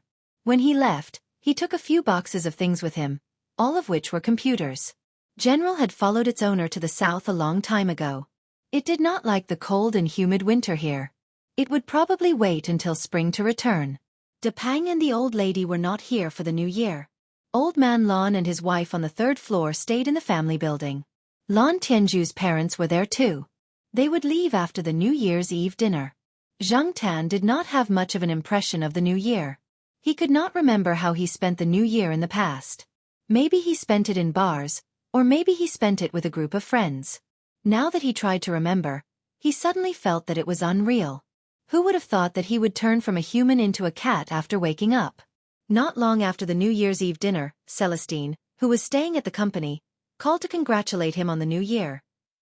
The Zhao Pa answered the call. After the 2 of them finished talking, the Zhao Pa asked Zhang Tan to answer the call. Zhang Tan jumped onto the desk next to him. Puzzled. The Zhao Pa placed the phone next to Zhang Tan's feet. Zhang Tan leaned over to listen. Celestine's voice came from the other side. "Black Charcoal, Senior Walnut wants me to congratulate you on his behalf. Happy New Year." Zhang Tan pulled his ears and breathed heavily through his nose, indicating that he understood. "Why don't you call out? It's the new year, and you're going to do it like that?" Celestine said. "My comrades are all listening. How embarrassing would it be if I don't?" After a pause, Zhang Tan finally gave him face and called out, "Oh woo!" "Ha ha ha ha, Celestine. It seems like you're talking to a dog. I thought it was Teacher Zhao's child. But this dog reminds me of the old wolfhound in the team that could answer the phone." Celestine's comrade's voice came from the other side of the phone. "It's not a dog. I'm talking to a cat." Celestine explained, then said into the phone, "Black Charcoal, they don't believe you. Why don't you meow?" "Oh well. Meow my ass." Zhang Tan raised his paw and hung up. Then he went back to the sofa to wait for the New Year's Eve with the Zhao Ma and the 2 children. At the company, Celestine listened to the beeping sound from the phone and scolded jokingly, "F***CK, this temper is still as bad as ever." Celestine's comrade next to him thought for a moment and asked, "That sound just now, was it really a cat?" "It's true. If you don't believe me, you can ask my senior." Celestine handed the phone to the other comrade who hadn't made a call yet. They had a landline here, but there were too many people who wanted to make a call, so they were all waiting in line. Celestine didn't care about the phone bill and also offered his phone to those who didn't have a phone. On the other side, Zhang Tan accompanied them to watch the New Year's Eve for a while. When little Pomelo went back to her room to sleep, he followed her. For a cat, it was normal to spend most of the 24 hours in a day sleeping, so Zhang Tan didn't have any psychological burden at all. During the first lunar month, Zhang Tan had nothing to do with visiting relatives. However, as a cat, the thing she hated the most was those naughty little kids coming over to pull her tail. In order to avoid trouble, Zhang Tan would run out to play when there were guests at home. On this day, Zhang Tan didn't wander around the campus for long. He walked towards the pet center where Xiao Gua and the others were. Xiao Gua and the others stayed there for the New Year's Eve. There were also some employees in the pet center who didn't go home to have New Year's Eve dinner together. On the first day of the first lunar month, they continued to take turns to take care of the pets who were in foster care. The pet center's business was very prosperous this year. Perhaps because the scale of the pet center was larger, it felt more trustworthy, and the quality of the pet center had soared a lot. Especially the effect of the advertisements. Many people from other provinces knew about the store, Mingming, in Chuhua City. They knew that the store's cat food was very good, and the advertisements were very attractive. But so far, no one knew the identity of the black cat named Black Sea in the advertisements. The owner of the store, Xiao Gua, said that it was a trained cat that was hired. Some people believed it, and some people were skeptical. Zhang Tan didn't go directly to the pet center. He walked around a few streets from the school to the pet center. While walking, Zhang Tan heard some people talking. The general idea was that a few people's cats had disappeared in the past 2 days. Among them was the black cat that used to fight with Zhang Tan. Without the cats, and with the goods that were closed for the new year, the streets looked a lot more bleak and lifeless. When Zhang Tan walked around, he met Li Yuanba, who was patrolling the streets with peanut candy. The swallow was definitely not in the pet center for the new year, but Li Yuanba still stayed in the pet center. Anyway, the swallow would come back in a few days, so there was no need to move its nest here and there. Seeing Zhang Tan, peanut candy, who was walking beside Li Yuanba with a serious face, made a rare meow sound and greeted Zhang Tan. Xiao Guo once joked that Zhang Tan was like peanut candy's father. Otherwise, why would peanut candy not care about the other cats in the store? But when it saw Zhang Tan, it would meow a few times and occasionally roll around in front of Zhang Tan. These things didn't happen even in front of the swallow, so sometimes the swallow was jealous of Zhang Tan. Who raised them? Zhang Tan didn't even lick his own fur, so he definitely wouldn't lick peanut candy's fur, nor would it meow. Zhang Tan didn't like to make a sound, because every time it made a sound, it would stimulate the nerves in its brain, reminding itself that it had changed from a human who could talk to a mongrel cat. However, in order to show its closeness to the younger generation, Zhang Tan would raise his palm and pat peanut candy's head. For peanut candy, it was used to Zhang Tan's way of greeting, so when Zhang Tan came close, it would lower its ears and extend its head to let Zhang Tan pat it. This child was teachable. Zhang Tan sighed with emotion. What an obedient kitten. It was much more likable than those little kids who only knew how to pull his tail. However, when peanut candy meowed, Zhang Tan found that the little guy's 2 fangs had grown a lot longer. It wasn't easy to notice them usually, but when it opened its mouth, it could be seen. Zhang Tan had worked with kittens before in advertisements, so he knew how big and long the fangs of kittens were. In comparison, peanut candy had a lot of teeth. After greeting, Li Yuanba continued to patrol the streets with peanut candy, and Zhang Tan didn't walk with them. Zhang Tan wasn't worried that Li Yuanba would be taken away by the cat traffickers, and with it there, peanut candy would be fine. When they came to an alley in an old building area, Zhang Tan heard a lot of noise in front of him. Many people were talking about something. Zhang Tan was about to change his route, but suddenly he heard words like cat abuse, kitten, and so pitiful. There were a lot of people there, and Zhang Tan couldn't get close. Looking around, Zhang Tan climbed up the broken wooden ladder by the wall and jumped from the wooden ladder to the surrounding wall. When he got close to the scene, he jumped to the balcony of a resident inside the wall. It was not easy to be found there, and it was convenient for Zhang Tan to observe the situation there. The door on the balcony of this house was also tightly locked, and there was a layer of dust on the ground. The owner of the house had probably gone out for the new year, and it seemed that there was no one in the house for a few days. This was the main reason why Zhang Tan chose this house. Zhang Tan stood on a flower pot with only soil and no flowers, looking over there through the gap between two pieces of cloth that were drying there. There were a lot of people around, almost covering the center of the incident. From Zhang Tan's angle he couldn't see much, but when there was a lot of shouting and pushing, Zhang Tan saw the situation on the ground through the gaps. There were 3 little tabby cats on the ground, less than a month old. They were lying motionless on the cold ground with blood on their bodies. Next to them was a big white cat with long fur. From time to time, it would go up and look at the 3 kittens on the ground, touching them with the tip of its nose. Then it would meow twice at the young man who was smoking and leaning against the wall 2 steps away. The sound sounded like crying to Zhang Tan, and each sound was very long, like a wail. The young man who was smoking threw his coat aside, revealing his arm with a dragon tattoo. It looked scary, and maybe that was why some people around him didn't dare to say anything. Previously, someone had said something a little harsh, and he was punched twice by the young man with the dragon tattoo. If it weren't for the people around him, he might have been punched even harder.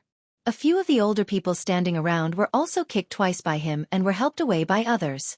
From the noise of these people, Zhang Tan got a general idea. This cat lived next door, but its owner's family moved away before the new year.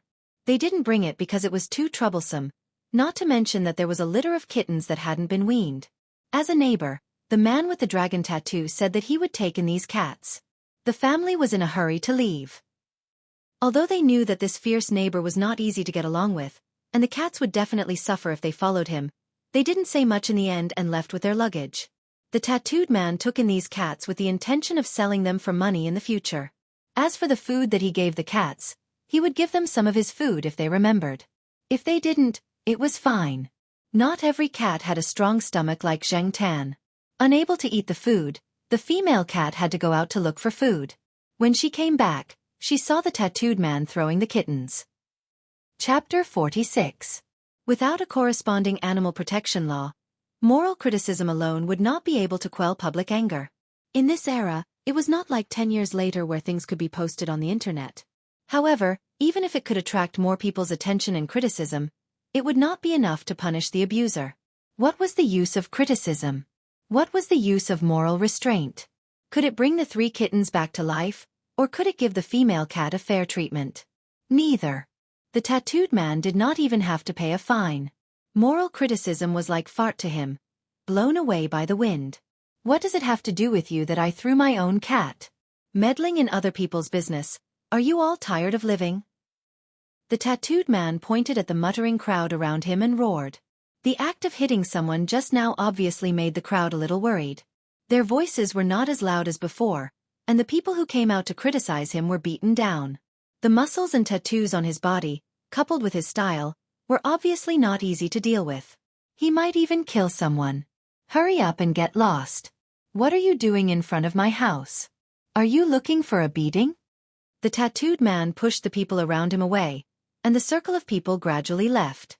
As they left, a few aunties sighed softly, saying things like, "Sinful, that cat is so pitiful." In fact, there were many similar things. In this city, similar things might happen every day. For a cat, there was no relative fairness, not even an absolute protection system. The only thing it could rely on was a good owner, or it could become as tough as Li Yuanba. However, living in this big city made of steel and mud, even Li Yuanba chose a nest and a swallow that would take care of and help it. What kind of life would a lone cat lead? Zhang Tan only knew some things from other people. Some people said that such stray cats could also lead good lives. However, after seeing the scene today, Zhang Tan had some doubts. There were definitely some that led good lives, but there were also some that led bad lives. The 3 kittens on the ground were finally cleaned up by an old man. He wrapped them in a towel and took them away. The big cat followed behind the old man, meowing as it walked. The tattooed man stood at the side and smoked. He sneered as he watched the old man clean up and even flicked the cigarette butt over. Aren't they just a few stupid cats? Don't make a fuss. Bah! The tattooed man spat on the bloody ground, humming a tune as he walked away. Zhang Tan followed behind the old man. He watched the old man walk into a side door of Tsinghua University and bury the kitten wrapped in a towel in a small forest. After it was buried, the old man sat on the ground and panted.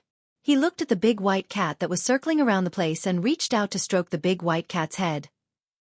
Although this place is a little far from the other side, the old building area will probably be demolished in 2 years. The buried things will also be dug up. But not here. This is a very good university. The environment is good, and the people are better. Live well in the future.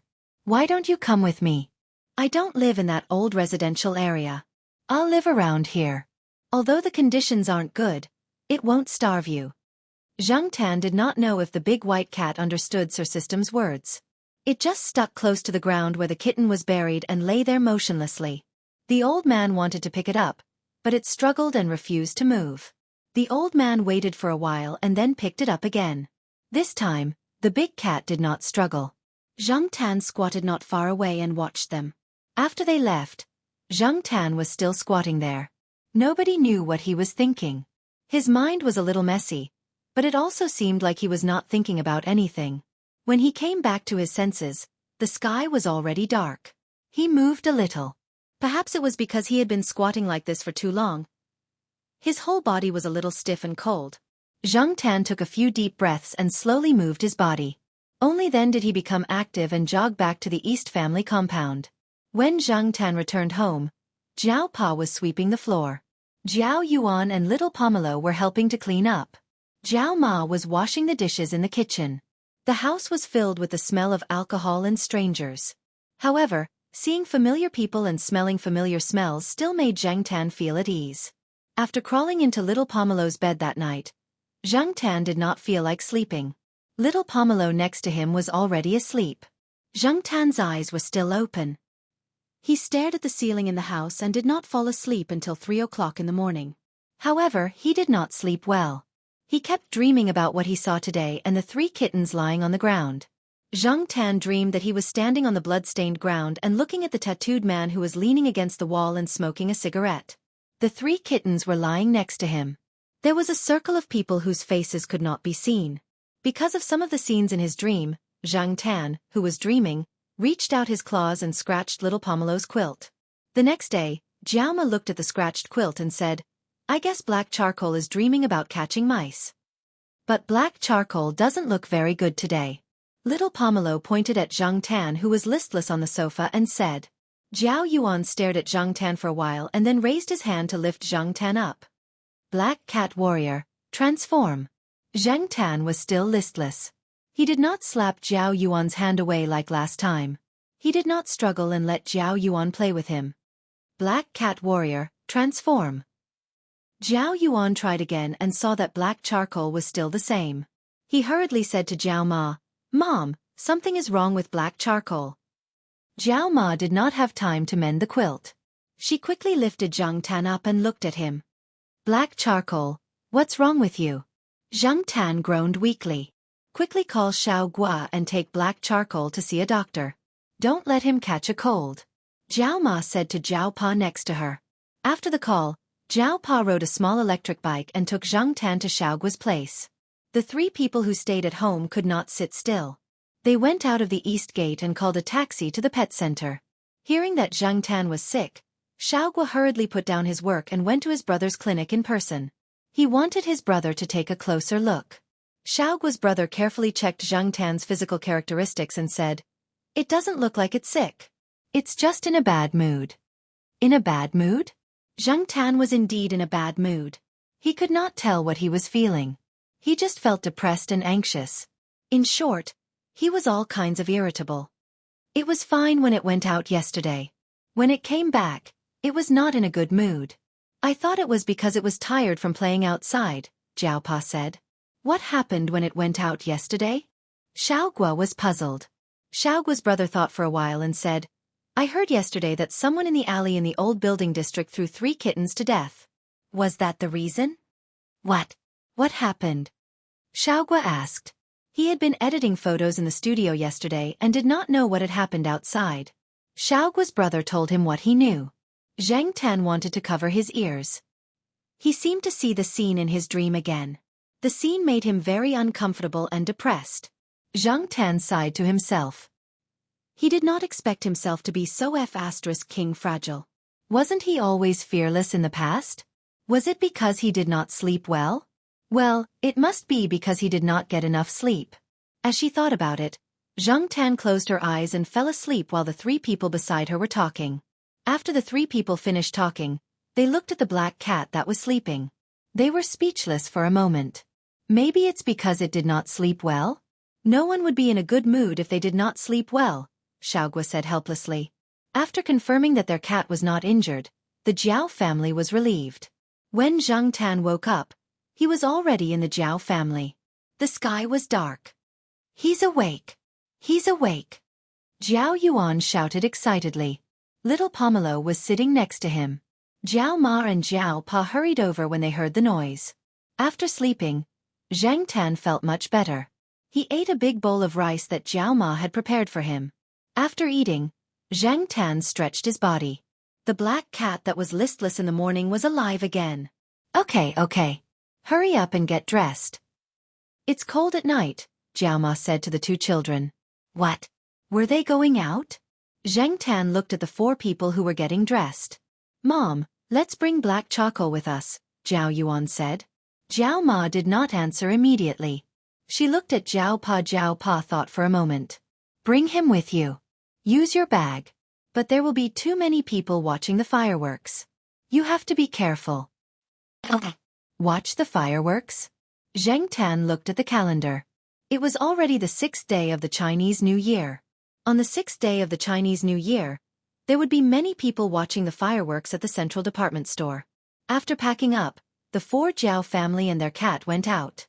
As they walked, they bumped into some other people from the residential area. There were also some staff members from the Shi family area. Everyone smiled and greeted them. Jiao Pa was carrying Jiao Yuan's bag. Zhang Tan stayed inside and looked out through the zipper. There were many people walking towards the central department store. Almost all the people walking around were heading there. When they arrived, there were already many people standing in the square in front of the central department store. Jiao Yuan wanted to squeeze in, but Jiao Pa stopped him. They found a place to stand. Don't get too close. There's a lot of dust falling there, and it's easy to get hurt. It's not too far from here, Jiao Pa said. It was only 7 o'clock. There was still half an hour before the fireworks. They purposely came early to reserve seats. Jiao Pa chose a place close to the center. When there were more people, the outside would be blocked. There were a few high platforms around the square. The platforms were all blocked off, and there was a certain distance between them and the audience. Those places were where the fireworks would be set off. When it was almost time for the fireworks, Jiao Ma took out a pair of glasses and masks and handed them to the two kids. The glasses were flat lenses to prevent the dust from falling into the eyes. The masks were to prevent the dust from falling into the eyes. The masks were to prevent the dust from falling on the eyes. Jiao Pa carried his bag in front of his chest. He and Jiao Ma stood in the middle to protect the two kids. Zhang Tan looked around curiously through the zipper of his bag. There were people everywhere. It was much denser than when they first arrived. Suddenly, all the street lights in the square went out. As the lights went out, the people in the square went silent. Then, they started whispering again. This was the prelude to the fireworks. After the lights went out, Zhang Tan's entire head was exposed. There was no light at this time. No one would expect someone to bring a cat to watch the fireworks. Boom! A huge firework bloomed in the sky, opening the curtains. Boom! Boom! The roar of the fireworks was endless. Zhang Tan looked up at the sky. Because they were close, the fireworks looked like they were blooming above their heads. The people standing below seemed to be about to be burned by the falling sparks. These sparks gradually died out as they approached the crowd below. In the end, only some dust fell down. Each spark looked weak and monotonous, but when these sparks gathered together, they had an irresistible charm. It was different from watching on TV, and it was also different from watching from afar. The blooming fireworks dominated all the light in the sky at this moment. It was bright and colorful. For the people standing below, this colorful scene seemed to be within reach. Zhang Tan felt that the frustration in his heart seemed to explode with the sound of the fireworks. It shattered and disappeared with the night wind. Suddenly, he felt like he was enlightened. Of course, if you ignored the falling dust and the pungent smell, it would be better. Not far from them, a parent was afraid that his child would run around, so he held him in his arms. Some dust might have gotten into the child's eyes. He lowered his head and rubbed his eyes. When he opened them again to look around, he saw the cat's head on the Xiaopa's school bag hanging in front of his chest. The cat's ears were still bouncing because of the falling dust. "Dad, there's a cat." However, the child's voice was drowned out by the roar of the fireworks. Only his father heard a little. "What? Your eyes still hurt. Come, let me blow on them." The child slapped his father away. "There's a cat." Yes, yes, there are fireworks, fireworks. Look, the fireworks are so beautiful." The child was speechless. When the fireworks finally stopped, the crowd gradually began to disperse. The Xiaopa waited for the crowd to disperse before he began to walk out. The Zhao Yuan and little Pomelo were still excited. On the way home, they kept talking about which fireworks were beautiful. "The firefighters must be very busy today." The Zhao Ma sighed. When they got home, everyone had a strong smell on them. They scrubbed hard. Zhang Ten also took a long bath. After the bath and drying his fur, Zhang Ten crawled into little Pomelo's bed. Little Pomelo wrote a diary entry before going to bed. Similar to the previous entries, after she finished writing, she would press Zhang Ten's paw on the paper and draw a circle around it. Then, she would add a few more strokes. Therefore, in most of the entries, there was a drawing of a cat's paw at the end. After little Pomelo turned off the lights and went to bed, Zhang Tan poked his head out of the blanket. He stretched out his hand and revealed the sharp claws that he had retracted. Chapter 47. Zhang Tan lay on the sofa in the living room, the tip of its tail wagging gently. Zhang Tan liked to think in this state. As for the wagging of its tail, it was a habit formed after Zhang Tan became a cat. It originated from an unconscious action. Just like how some people like to tap their fingers on the table when they were thinking about problems, Zhang Tan liked to wag its tail when it was lying on the sofa. In fact, many cats like to do this, but not every cat was like Zhang Tan, thinking about those complicated problems. This action might just be a way for them to express their comfort, which meant that they were in a good mood and were living a comfortable life. Or maybe, like Zhang Tan, they were thinking about something that was not as complicated as Zhang Tan's, but that was something that people could not guess. After all, it was hard to guess a cat's mind. Zhang Tan still dreamed of those scenes for the past few nights, but it was not as serious as the first night. Zhang Tan had adjusted his mentality. In fact, if Zhang Tan was still a human, he would not have such a deep impression of those scenes. Maybe he would forget about them, or maybe he would not care. But after becoming a cat, his status and environment changed, so he looked at things from a different perspective. If he was a human, it would be easy to put a sack on him and hit a brick. He could also find someone to teach the tattooed man a lesson. Chopping off his hands, feet, and penis was not a rare thing. Anyway, Zhang Tan did not have to do it himself. But now, without those factors, he had to rely on himself. In the living room, Zhao Yuan and little Pomelo were watching an educational series about wild animals. Zhao Ma was knitting in the bedroom, and Zhao Pa was out. At the moment, there were large snowflakes floating outside the house. After a period of sunny weather, it started snowing again. It started snowing in the middle of the night last night. When he woke up this morning, it was all white outside. Zhao Yuan pushed open the window and looked out. It was still snowing. On the TV, the cheetah that had just woken up was sitting on the grass. It should be hunting at this time. There were many prey on the grassland, such as antelopes, wildebeests, and so on. However, as time passed, it did not seem to be in a hurry. In the past, Zhang Tan could not differentiate between cheetahs and other leopards, but Zhang Tan felt that the spots on their bodies were similar. In the program, the host said that the appearance of cheetahs was different from other distant relatives of cats, but Zhang Tan couldn't tell. He had only seen a leopard in the zoo with his own eyes. He didn't even remember what kind of leopard it was, so in Zhang Tan's impression, cheetahs and leopards looked similar. Beside them, Zhao Yuan and little Pomelo were discussing the characteristics of cheetahs. Zhang Tan had not paid much attention to the host's words because he was thinking about the problem. He only heard a few sentences intermittently. From the discussion between Zhao Yuan and little Pomelo, Zhang Tan learned that there was a black stripe that extended from the corner of the cheetah's eyes to the corner of the cheetah's mouth. It looked like two black tears. This was also one of the most prominent characteristics that set cheetahs apart from other leopards. These two black stripes were good for absorbing sunlight, thus broadening one's field of vision. Zhang Tan felt that he had a bigger advantage. He was black all over. Cheetahs are really good at enduring. If it were me, I wouldn't have been able to hold it in. There were so many antelopes, but they didn't catch them. Zhao Yuan peeled a candy and put it in his mouth. Then, he put the candy wrapper in front of Zhang Tan's nose. Do you like mango flavor? Zhang Tan turned his head away and pulled at his ears. He ignored the kid who was bored out of his mind. They have to increase their success rate and conserve their energy, little Pomelo said seriously. Yes, the rules of survival in the wild, Zhao Yuan concluded. Zhang Tan turned over and changed his position. Thinking about it was one thing, but putting it into action was another. Zhang Tan wanted to teach the tattooed man a lesson, but it was not easy.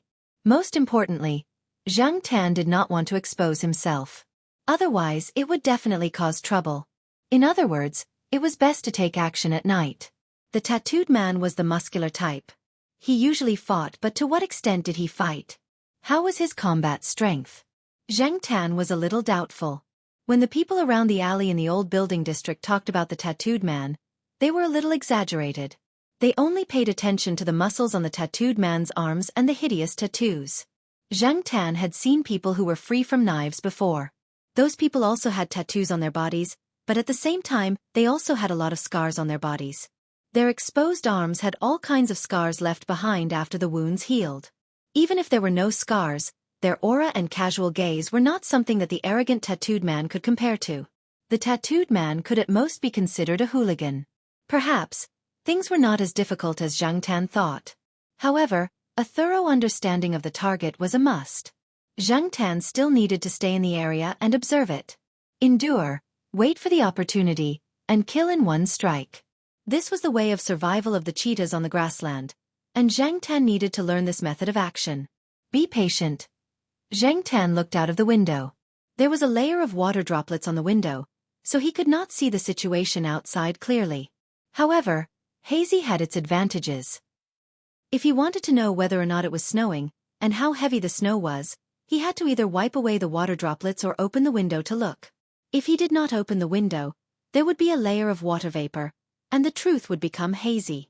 Zhang Tan came to the window in the living room, stood on the windowsill, and looked at the water droplets on the glass. He leaned forward and exhaled.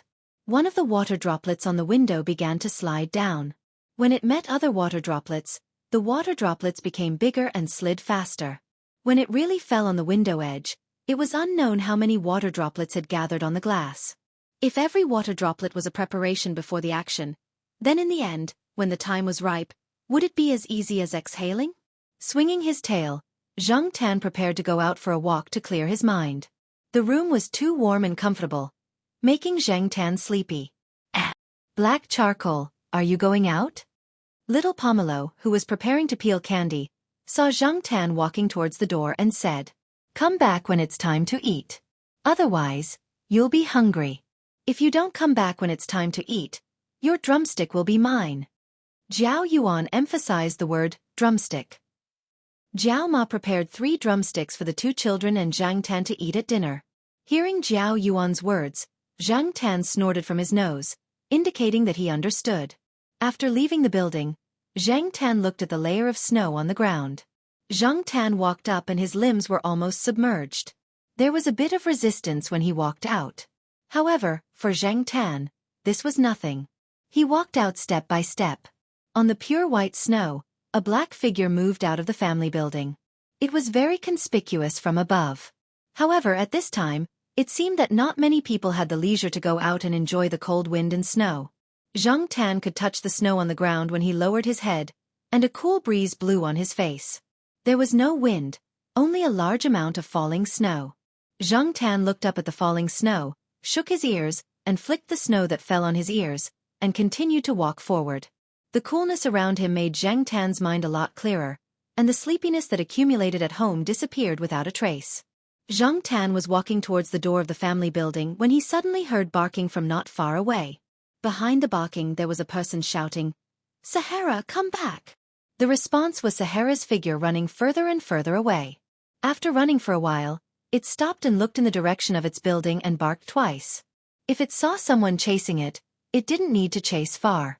Sahara would immediately continue to run away as if it had been injected with chicken blood. It was usually like this. During the new year, there were many guests coming in and out of its house. When there were guests, the door was often opened. After all, there were many people coming to visit, and it was difficult to control. Sahara's owner had originally tied it up, but a child had unbuckled the dog's neck while playing. Sahara then took the opportunity to squeeze out of the house while guests were coming in and out. Its owner still had to take care of the guests, and at this time, he wouldn't abandon the guests to chase after the dog. Besides, this kind of situation had happened several times during the winter holidays. There was no need to worry too much. In less than an hour, Sahara would naturally come back. However, when it came back, it would either be covered in mud or other things. In short, it had to be thoroughly washed. The neighbors had long been used to this kind of thing, and every time they saw the situation, they would have the same thought. Happy to see this. Sahara ran out of the house. Since it was much bigger than Zhang Tan, it was easy for it to run in the snow. When it ran, its hind legs kicked the snow into the air. Zhang Tan didn't know if it was intentional or not, but he had never seen Little Flower and Niu Zhuangzhuang like this before. After Sahara ran past Zhang Tan, it suddenly stopped and turned to look at Zhang Tan in the snow. Woof woof. Woof my ass. Zhang Tan ignored it and continued to walk towards the door. Sahara stood there for a while. When it saw that Zhang Tan really didn't intend to pay attention to it, it wagged its tail and walked towards Zhang Tan. When it walked, Zhang Tan could even hear the sound of its toenails grinding on the concrete floor. When it got close to Zhang Tan, Sahara suddenly rushed over, raised one of its front legs, and pushed Zhang Tan diagonally with the sole of its foot, pushing Zhang Tan into the snow. It didn't use too much strength, so it wouldn't hurt Zhang Tan.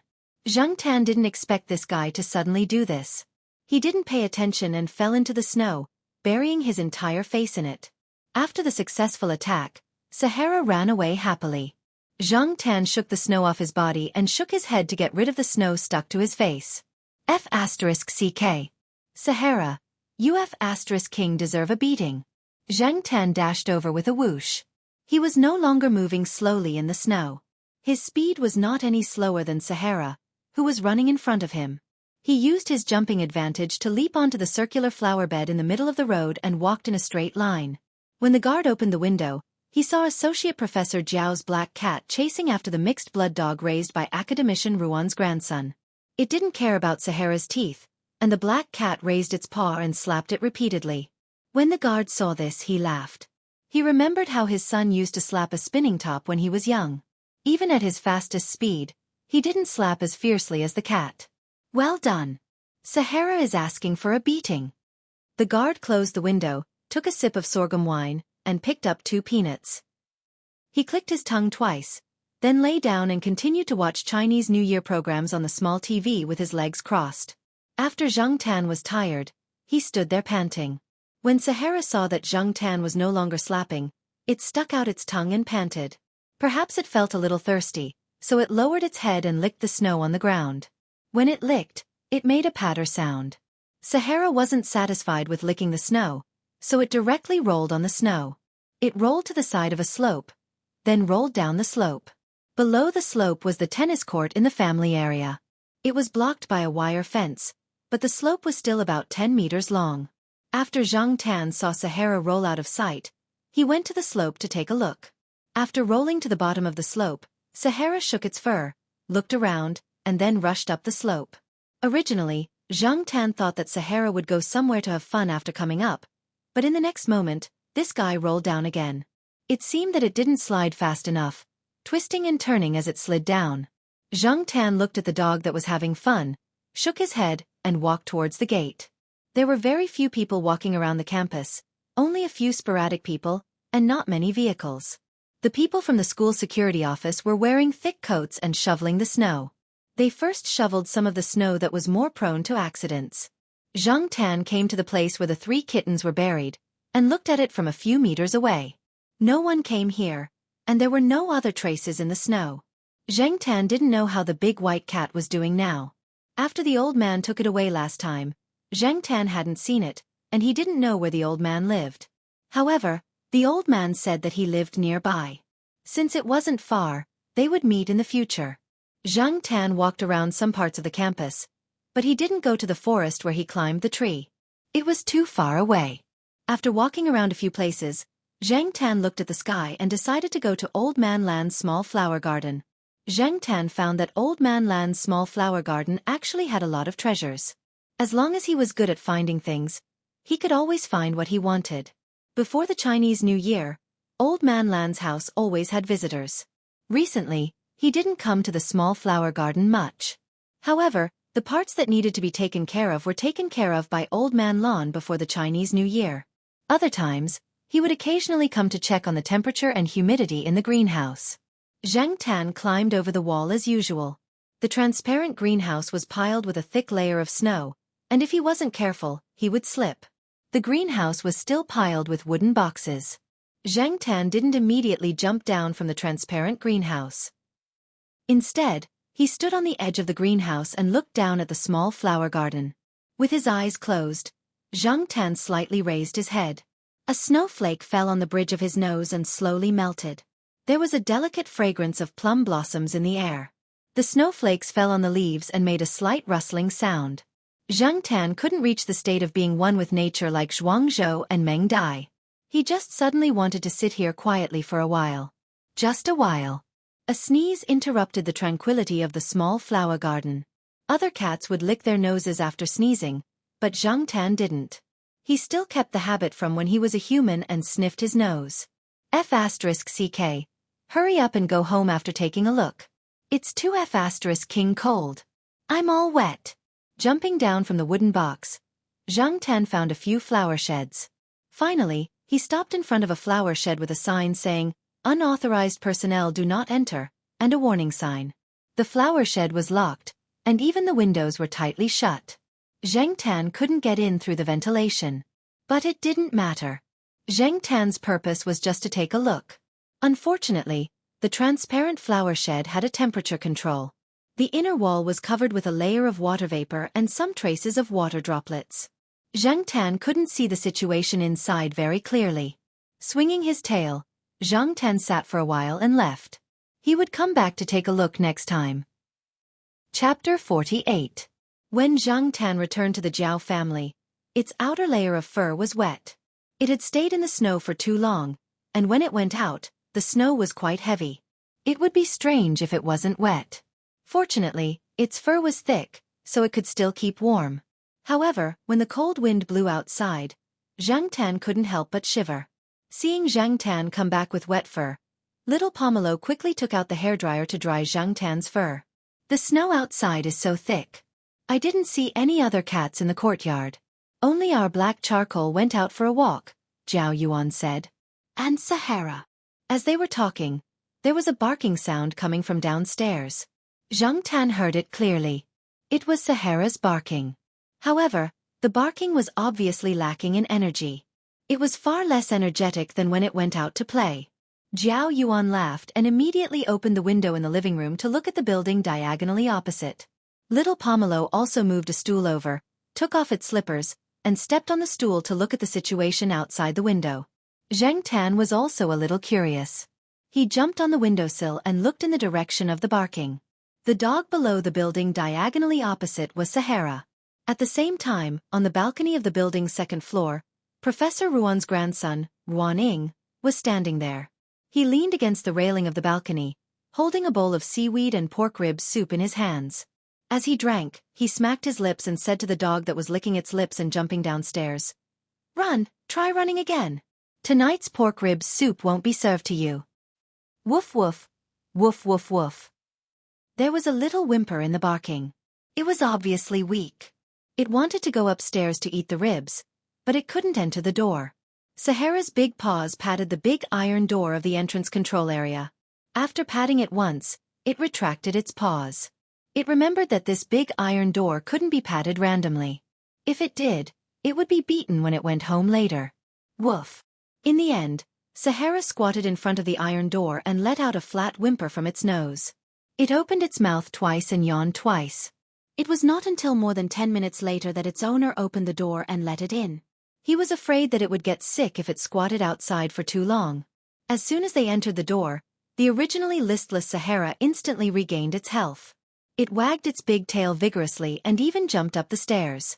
There were many other people in the courtyard who were watching the drama like Zhao Yuan and the others. Due to the different residential areas, some of them were watching from their balconies, while others were watching from the windows of their bedrooms or living rooms. Sometimes, there would be people who would kick up a fuss. Just now, someone had asked Sahara to go to their house to gnaw on a bone. In the end, Sahara still had some backbone. He only moved his but a little and remained firm. Zhao Yuan was talking about the difference between raising a dog and raising a cat when he suddenly heard a sneeze next to him. Zhang Tan sniffed, and after a few seconds, he couldn't help but sneeze again. Zhao Yuan and little Pomelo stared at Zhang Tan.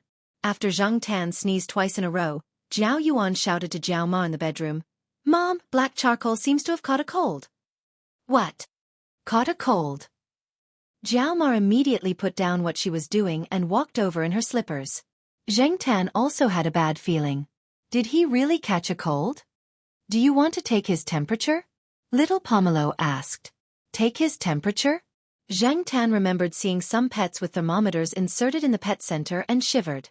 Don't put it in the back door to take his temperature. Zhao Ma was not familiar with this situation. She thought about it and called Xiao Gua. Cold.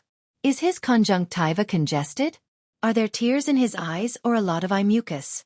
Xiao Gua asked on the other end of the phone. No. How's his meal? It's not dinner time yet. I don't know. You can take his temperature first. But if you do it at home, you can use the root of your hind legs. It's more convenient that way. Zhang Tan jumped onto the desk and pricked up her ears to eavesdrop on the conversation between Auntie Zhao and Little Gua. She heaved a sigh of relief when she heard that she did not need to use her rectum to measure the temperature. Zhao Ma finished the phone call and took out the thermometer. When she turned around, she saw Zhang Tan lying on his side with his tail tightly clamped and one of his hind legs raised. Zhao Ma could not help but smile. Other people's cats had to go through some foreplay before taking their temperature. Now that it was her cat's turn, she did not even need to say anything. Her cat had already gotten into position by itself. Zhang Tan thought that as long as they did not use the rectum to take his temperature, anything else would be fine. However, it seemed that this was a little too revealing. Forget it. It was not like it had never been exposed before. After all, it was a cat now. There was no need to be too pretentious. There were a lot of cats wandering around on the road. Zhao Ma placed the thermometer that she had prepared at the junction between Zhang Tan's hind legs and the abdominal wall. After Zhang Tan stayed in the position for about 5 minutes, Zhao Ma took out the thermometer. 39 degrees. Zhao Ma frowned. According to Xiao Gua, it seemed a little too high. This method of measuring body temperature would give a lower result, so Xiao Gua gave a range of standards for this method. After all, the normal body temperature of a cat was higher than that of a human, so the standards were different. Zhao Ma called Xiao Gua again and told him about the temperature measurement. Then it shouldn't be a big problem. We can give it some children's medicine. Let's see what happens tomorrow. Over the phone, Xiao Gua heaved a sigh of relief. He still had some spring festival advertisements waiting for this cat. Otherwise, they would have wasted a lot of food in the store. After hearing Little Gua's explanation, they felt much more at ease. Zhao Ma made some children's medicine. She didn't need to find a syringe to feed it to Zhang Tan. Cats were different from humans. Zhang Tan didn't want to make himself half dead. During dinner, the members of the Jiao family paid close attention to Zhang Tan. Seeing that he still had a huge appetite, they felt more at ease at the dinner table. With such a big appetite, it shouldn't be too sick. At night, Zhao Ma suggested that Zhang Tan sleep on the sofa. Although she had never heard of cats passing the flu to humans, it was always better to take precautions. The 2003 SARS outbreak had alerted many people. It wasn't that she disliked Zhang Tan. Zhao Ma also cared about Zhang Tan. She had already prepared a place for him to sleep on the sofa. In addition to little Pomelo's fur cloak, there was also a woolen sweater from Zhao Ma. Zhang Tan definitely wouldn't catch a cold. Zhang Tan didn't want to pass the flu to others, so he decided to sleep on the sofa. If the flu became serious and was contagious, it wouldn't be good to pass it to others. Not long after the lights went out, little Pomelo opened the door and whispered to Zhang Tan to go to sleep.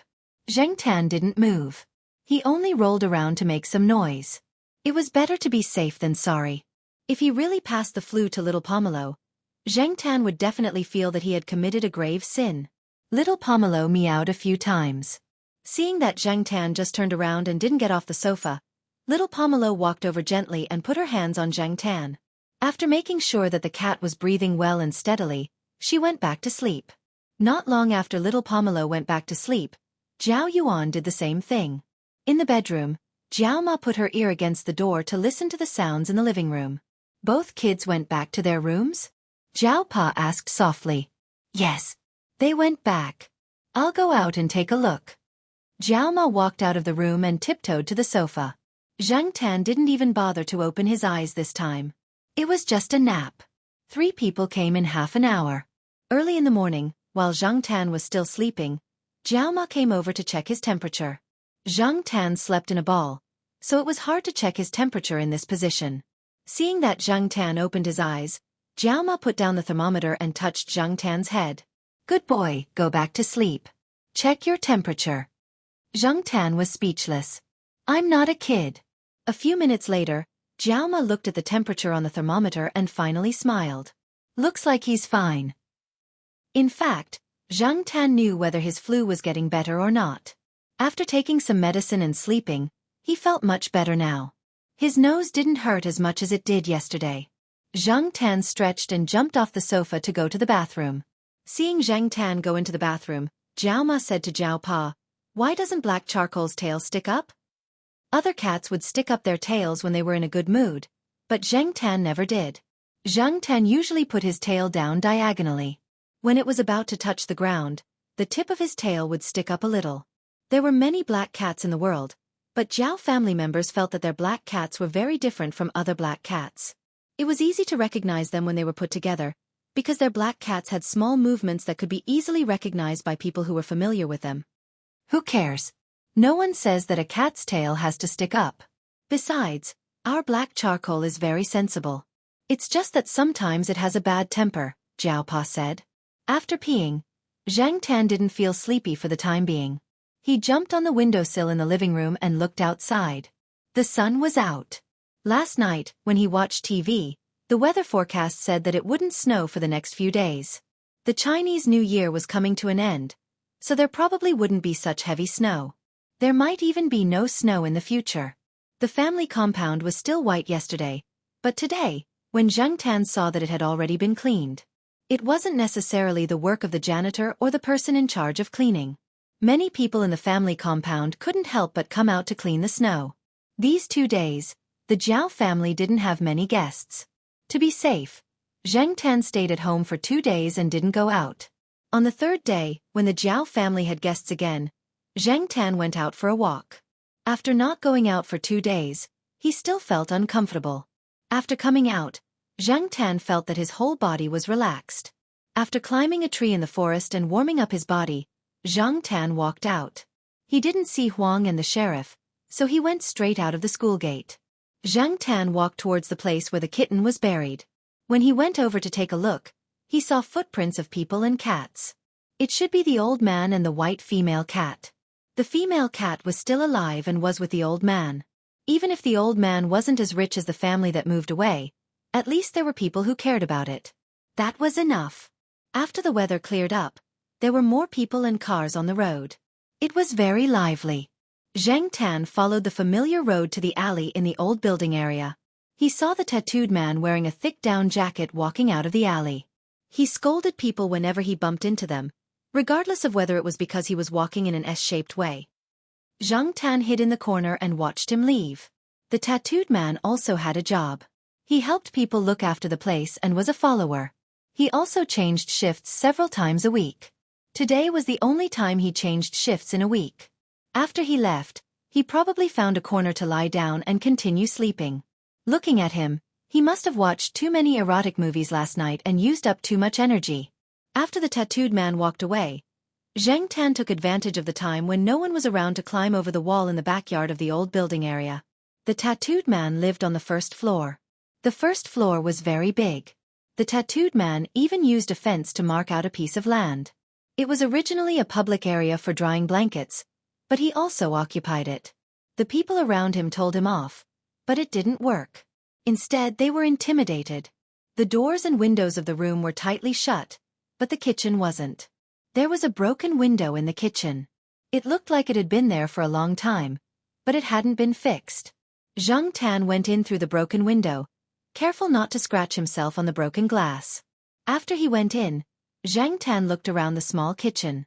It wasn't big to begin with, and there were piles of garbage everywhere. It looked even smaller. There were many disposable bowls and chopsticks around, and there were also instant noodle boxes that hadn't been thrown away. There was a layer of stains on the stove, and there was a dark layer on the floor. It had solidified.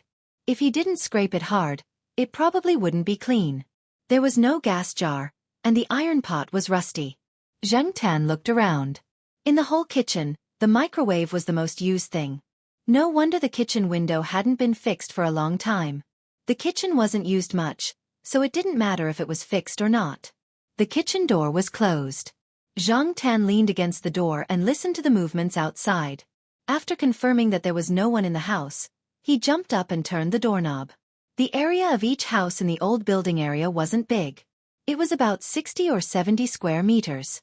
There were piles of junk in the living room, and there was also a motorcycle. The brightest thing in the house was probably the motorcycle. It was obvious that the owner often cleaned it. Other than that, the other places were all kinds of junk and garbage. The unfinished takeout on the table hadn't been cleaned up. The rice grains on the ground were already dry and stuck to the floor. As for the bedroom, there were some magazines thrown on the floor. Each magazine cover was a scantily dressed big-breasted girl. The calendar hanging on the wall at the head of the bed was also in this style. There were a lot of things on the head of the bed. The ashtray was full, and there were many cigarette butts on the floor.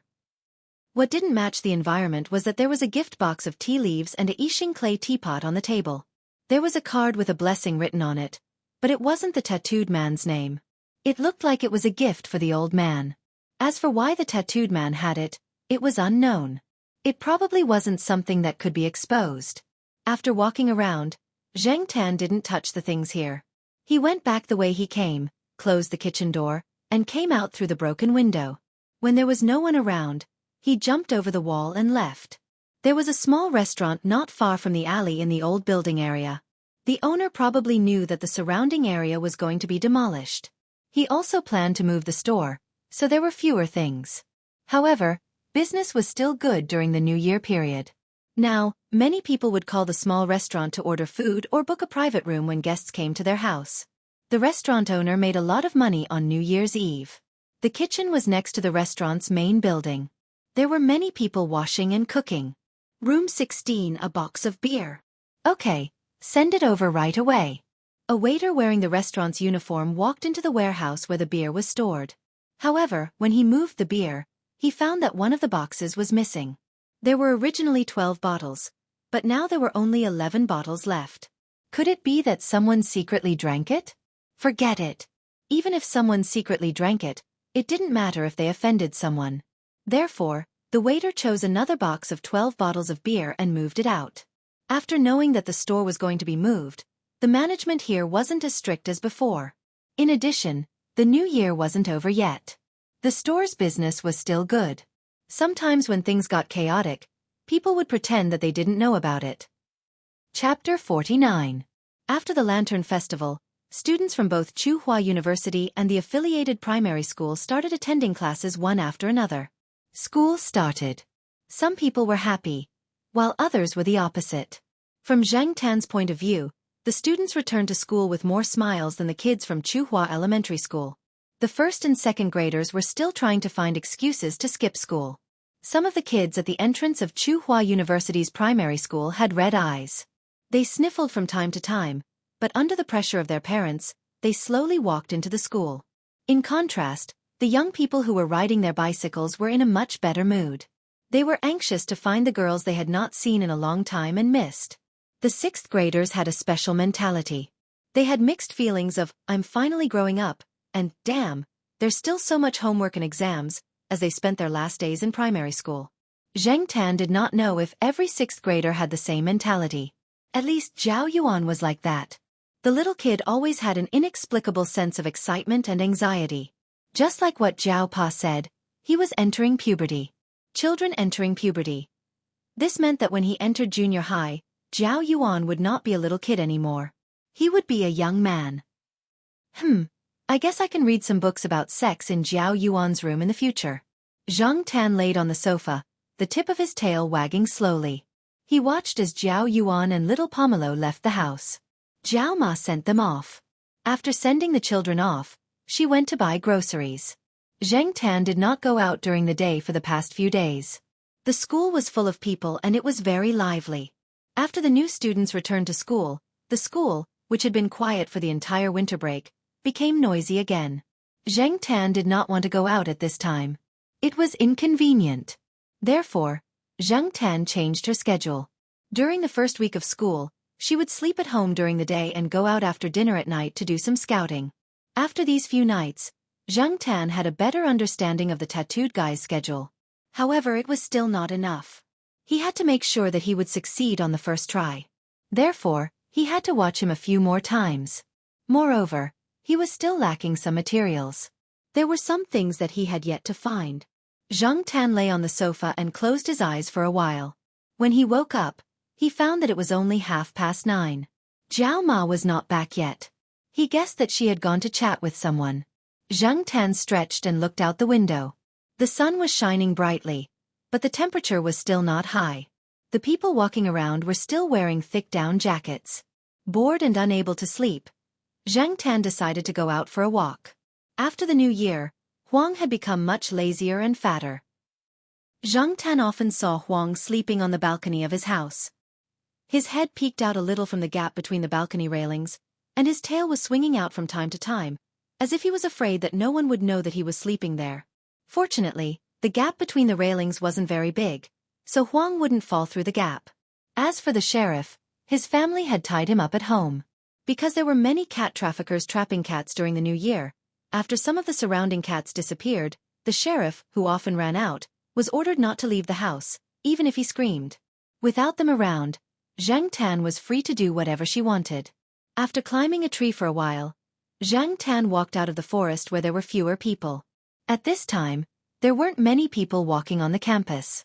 Perhaps it was because the campus had some people, but the 2 rows of bare sycamore trees by the driveway didn't seem so bleak. Zhang Tan walked aimlessly along the sunny places. There was no wind, and the sun shone on his body, making his fur feel warm and fluffy. It was very comfortable. Zhang Tan squinted his eyes and enjoyed the warm sunlight. Suddenly, he heard someone call his name. Looking in the direction of the voice, Zhang Tan saw a person wearing a long loose fur coat standing on the other side of the flower bed, waving at him. Little Joie? Zhang Tan turned and walked towards Little Joie. Compared to the last time Zhang Tan saw her, Little Joie's belly was clearly protruding now. Even the loose winter clothes couldn't hide the protruding arc. Little Joie was holding a bag in her hand. There was a book in the bag that looked like it was newly bought. She probably just came back from the bookstore in front of the campus. What are you doing here? Little Joie looked at Zhang Tan and asked. She bent down and reached out to gently tap Zhang Tan's forehead. Little Joie knew that the person in front of her was a cat and couldn't speak, but she still asked out of habit. People who spent a lot of time with animals would do the same when they saw other animals. They would speak directly instead of mimicking them. Zhang Tan didn't dare to get close to Little Joie. Looking at her belly, what if something happened? She looked like she was having trouble bending down. Also, didn't they say that pregnant women avoided cats because of toxoplasmosis? Looking around, Zhang Tan realized that he had unknowingly approached the West Family District. So, Little Joie had been living in the West Family District all this time? Come to my place to play? Little Joie took 2 steps and stopped. She turned around and looked at Zhang Tan expectantly. Zhang Tan stood in place and thought about it. He had recovered from his cold for a while. As for toxoplasmosis, he shouldn't have it, right? He seemed to be very healthy and bathed often. He slept in the same bed as little Pomelo every day. Seeing that little Pomelo was fine, he shouldn't be able to infect Little Joie. After hesitating for a while, Zhang Tan looked at the expectant Little Joie and started walking.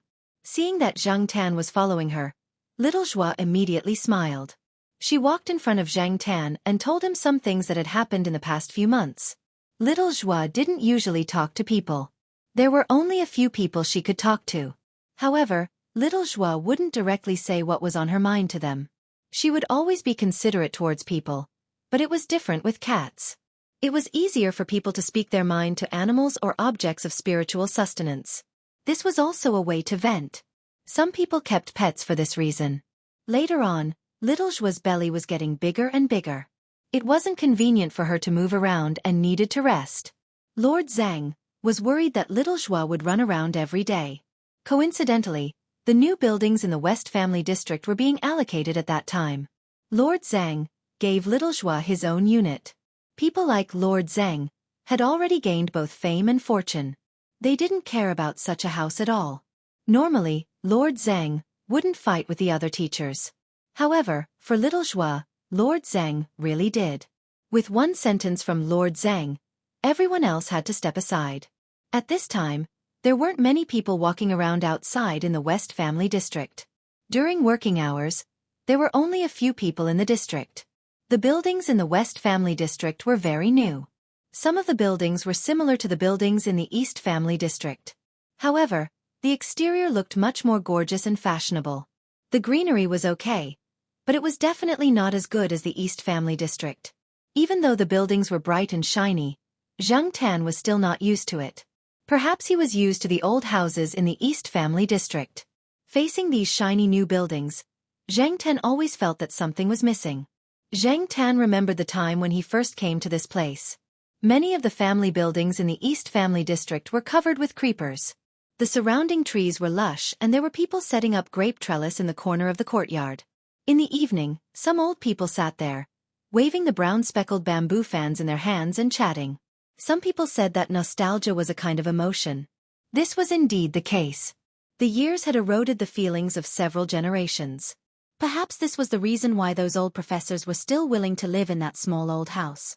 After living in the East Family District for a while, Zhang Tan really felt the calmness and the simplicity. Little Zhua didn't live in the houses that Zhang Tan saw after entering the district. It was further inside. The West Family District was much larger than the East Family District, so in addition to the main entrance, there were several side entrances. The part in front of the main entrance was a 6-story building. Further inside, there were a few newly built elevator rooms. This place was very close to one of the side entrances. Little Zhua sometimes went in and out of this side entrance. It was more convenient to go outside the school. Today, she just wanted to go for a walk on campus after buying some books. She didn't expect to run into Zhang Tan. It wasn't easy to get a spot for these elevator rooms. Zhang Tan followed little Zhua into the elevator. There was no one else in the elevator. If other people were there, they would definitely wonder why there was a cat in the elevator. A cat taking an elevator? Little Zhua pressed the button for the 6th floor, which was in the middle of the building. This is where I live now. After exiting the elevator, little Zhua pointed to the apartment number 606. There were even Spring Festival couplets.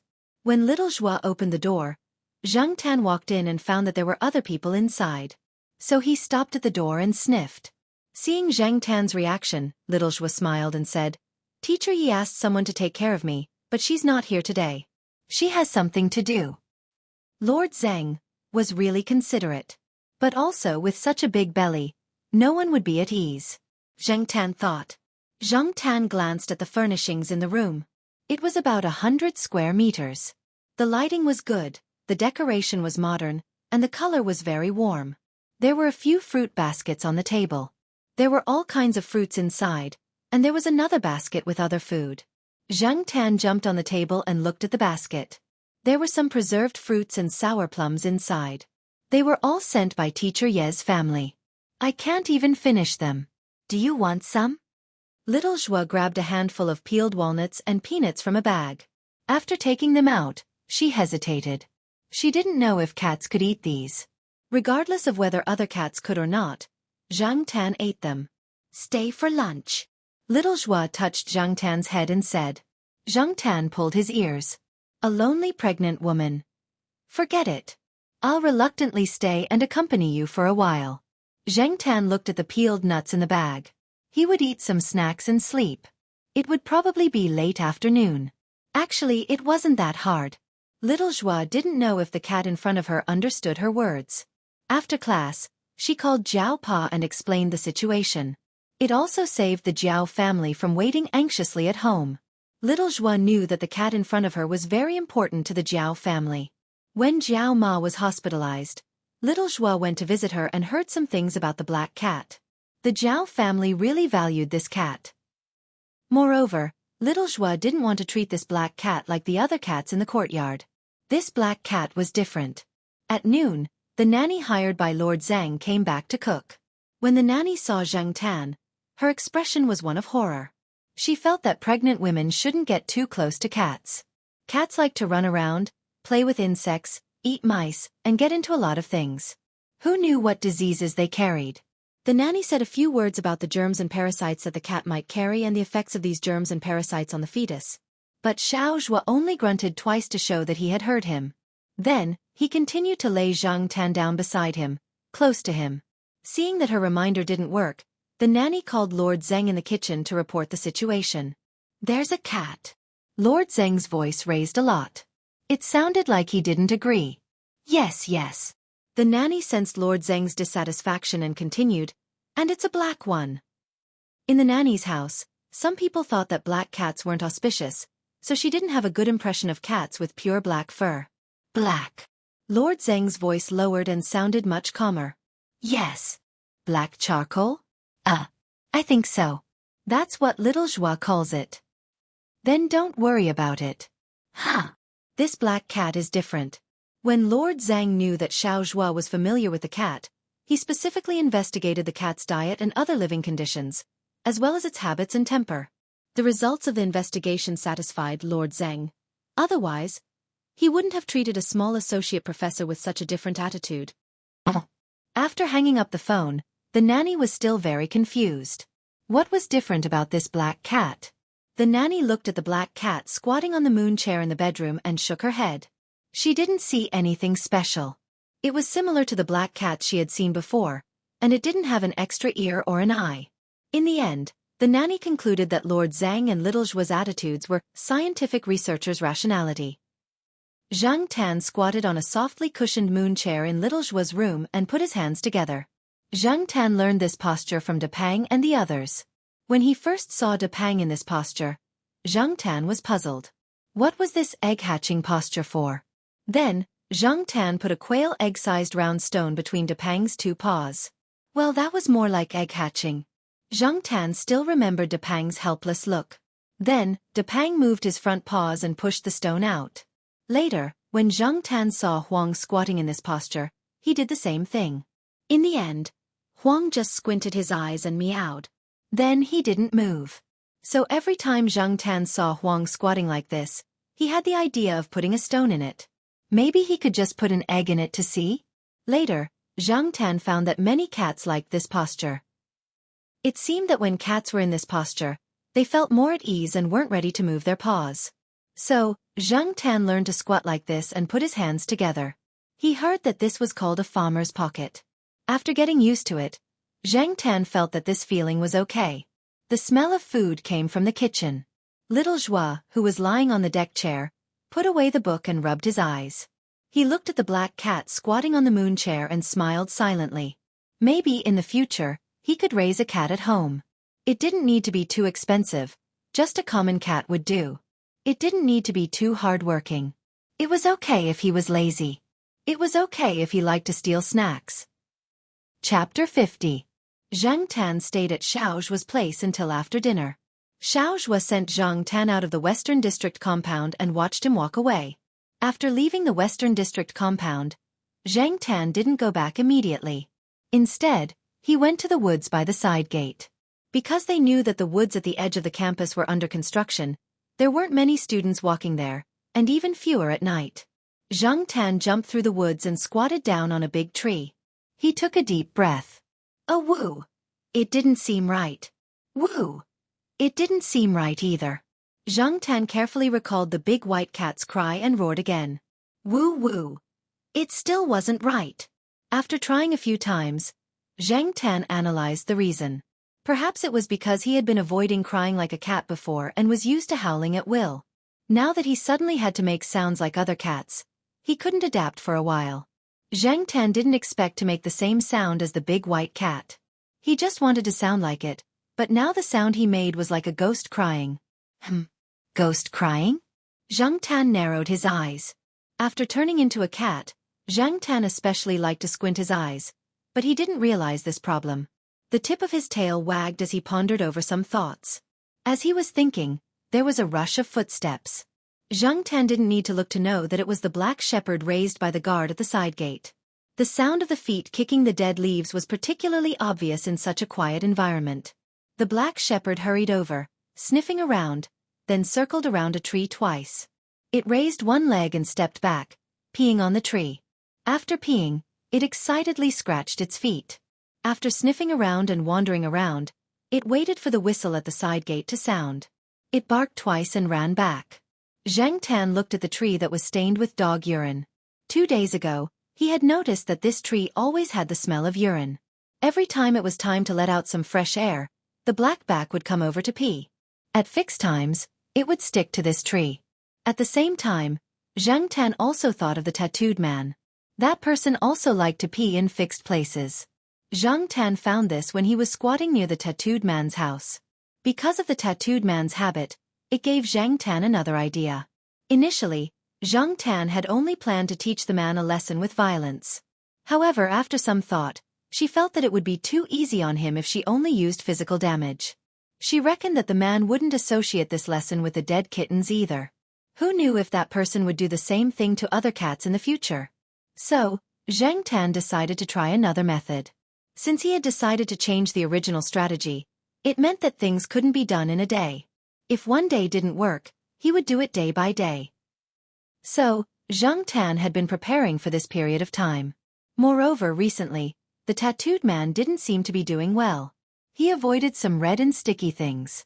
Zhang Tan came to the woods these 2 days to practice his voice. Since he couldn't make a sound similar to the big white cats, he would just directly howl. Maybe it would be more lethal. Zhang Tan practiced his voice for a while.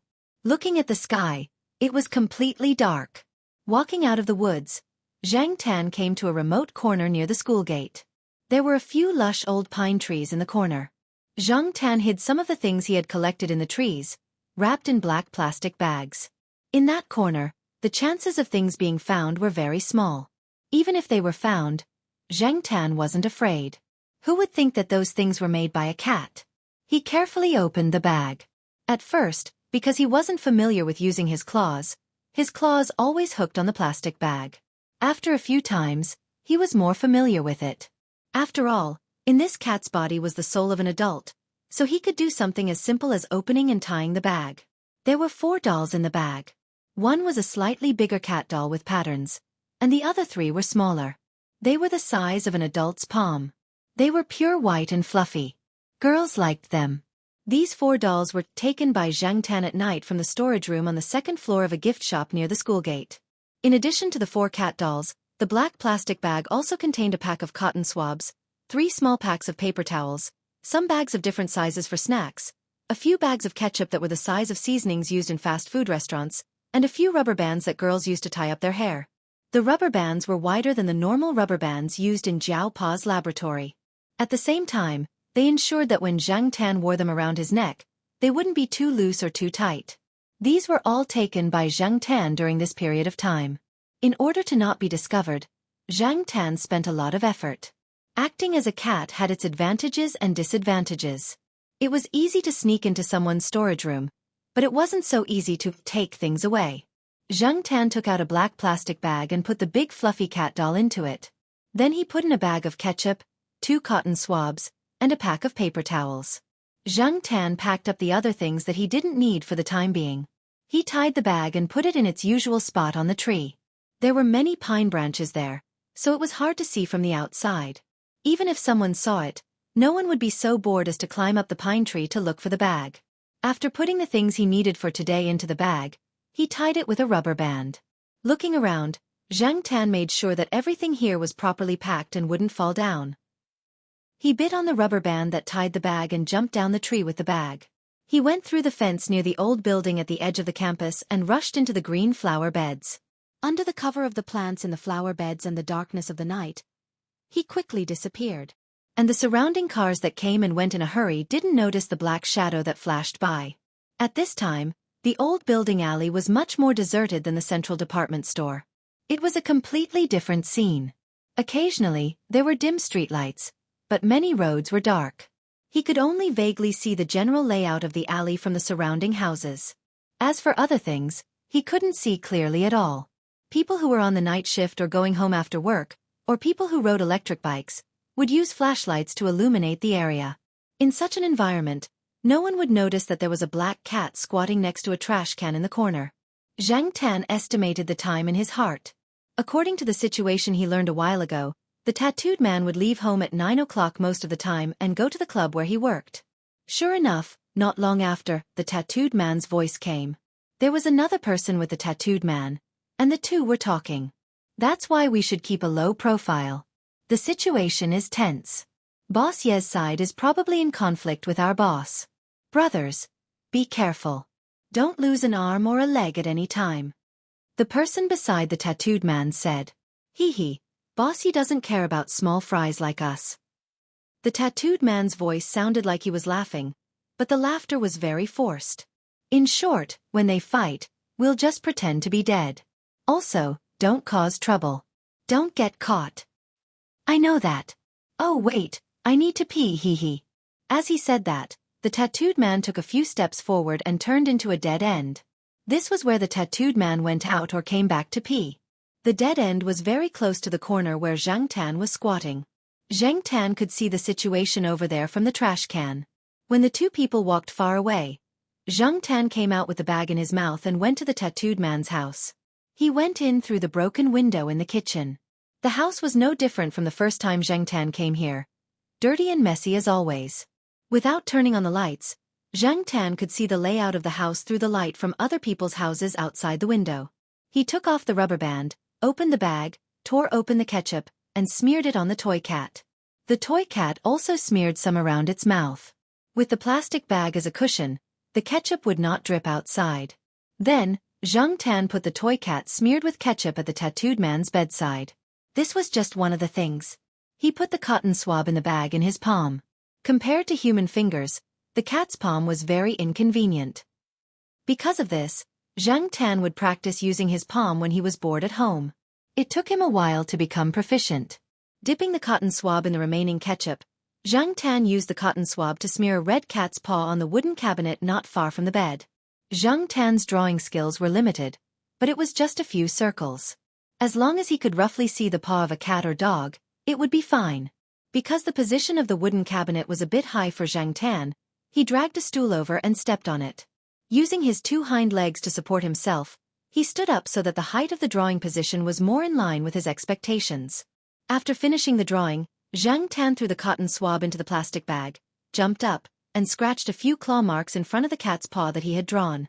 Zhang Tan was very strong, and the claw marks he made were also very deep.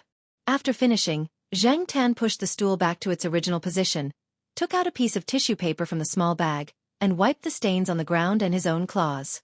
He threw the used ketchup packet, cotton swab, and paper into the plastic bag. After thinking about it, Zhang Tan was about to leave when he turned around and lifted the bed sheet under the pillow to take a look. This was just something Zhang Tan did on a whim. When he was in the Jiao family, Zhang Tan once saw the Jiao Yuan hiding his pocket money under the mattress at the head of the bed. That was why he did this. The result really surprised Zhang Tan. The tattooed man had this habit too. Did he want to count his money and sleep? Zhang Tan counted. There were 800 yuan. Zhang Tan took out a 100 yuan note, rolled it up and wrapped it in tissue paper, and put the remaining 700 yuan back to its original position. After looking around and seeing that there was nothing else to do, Zhang Tan wrapped the plastic bag with a rubber band and tied it a few times. He also inserted the tissue paper into the rubber band to secure it. Then, he left the tattooed man's house with the money in his mouth. After walking out of the alley, Zhang Tan found a trash can and took out the money from the bundle. He threw the plastic bag into the trash can, and then went to a gift shop with the money in his mouth. He used some items from outside to climb into the second-floor warehouse. He took out the tissue paper and threw the 100 yuan note on the ground. As for the tissue paper, he casually threw it out the window. After doing all this, Zhang Tan returned to the east side courtyard, put on the access card, and entered the building. In fact, Zhang Tan also wanted to know the tattooed man's reaction. Unfortunately, The Jiao family had been resting very early recently. Everyone went to bed around 10 o'clock. The Jiao Yuan and little Pomelo went to bed at 9:30. Zheng Tan could not go home too late. Knowing that Zheng Tan went out to play every night, the Jiao Ma did not close the door. Zheng Tan only had to open the door when he went home. He did not have to unlock it himself, which saved him a lot of trouble. After returning home, Zheng Tan took a bath in the warm water the Jiao Ma prepared for him. He squatted on a stool and let the Jiao Ma dry his hair. Then, he went to sleep in his room. At around 10 o'clock in the evening, the gift shop outside the school was about to close. The owner followed his usual routine and went to the warehouse upstairs to check if anything valuable was missing. When the owner of the gift shop came to the second-floor warehouse, he saw the 100 yuan note on the ground. He looked around and did not hear any of the employees say that the money was missing.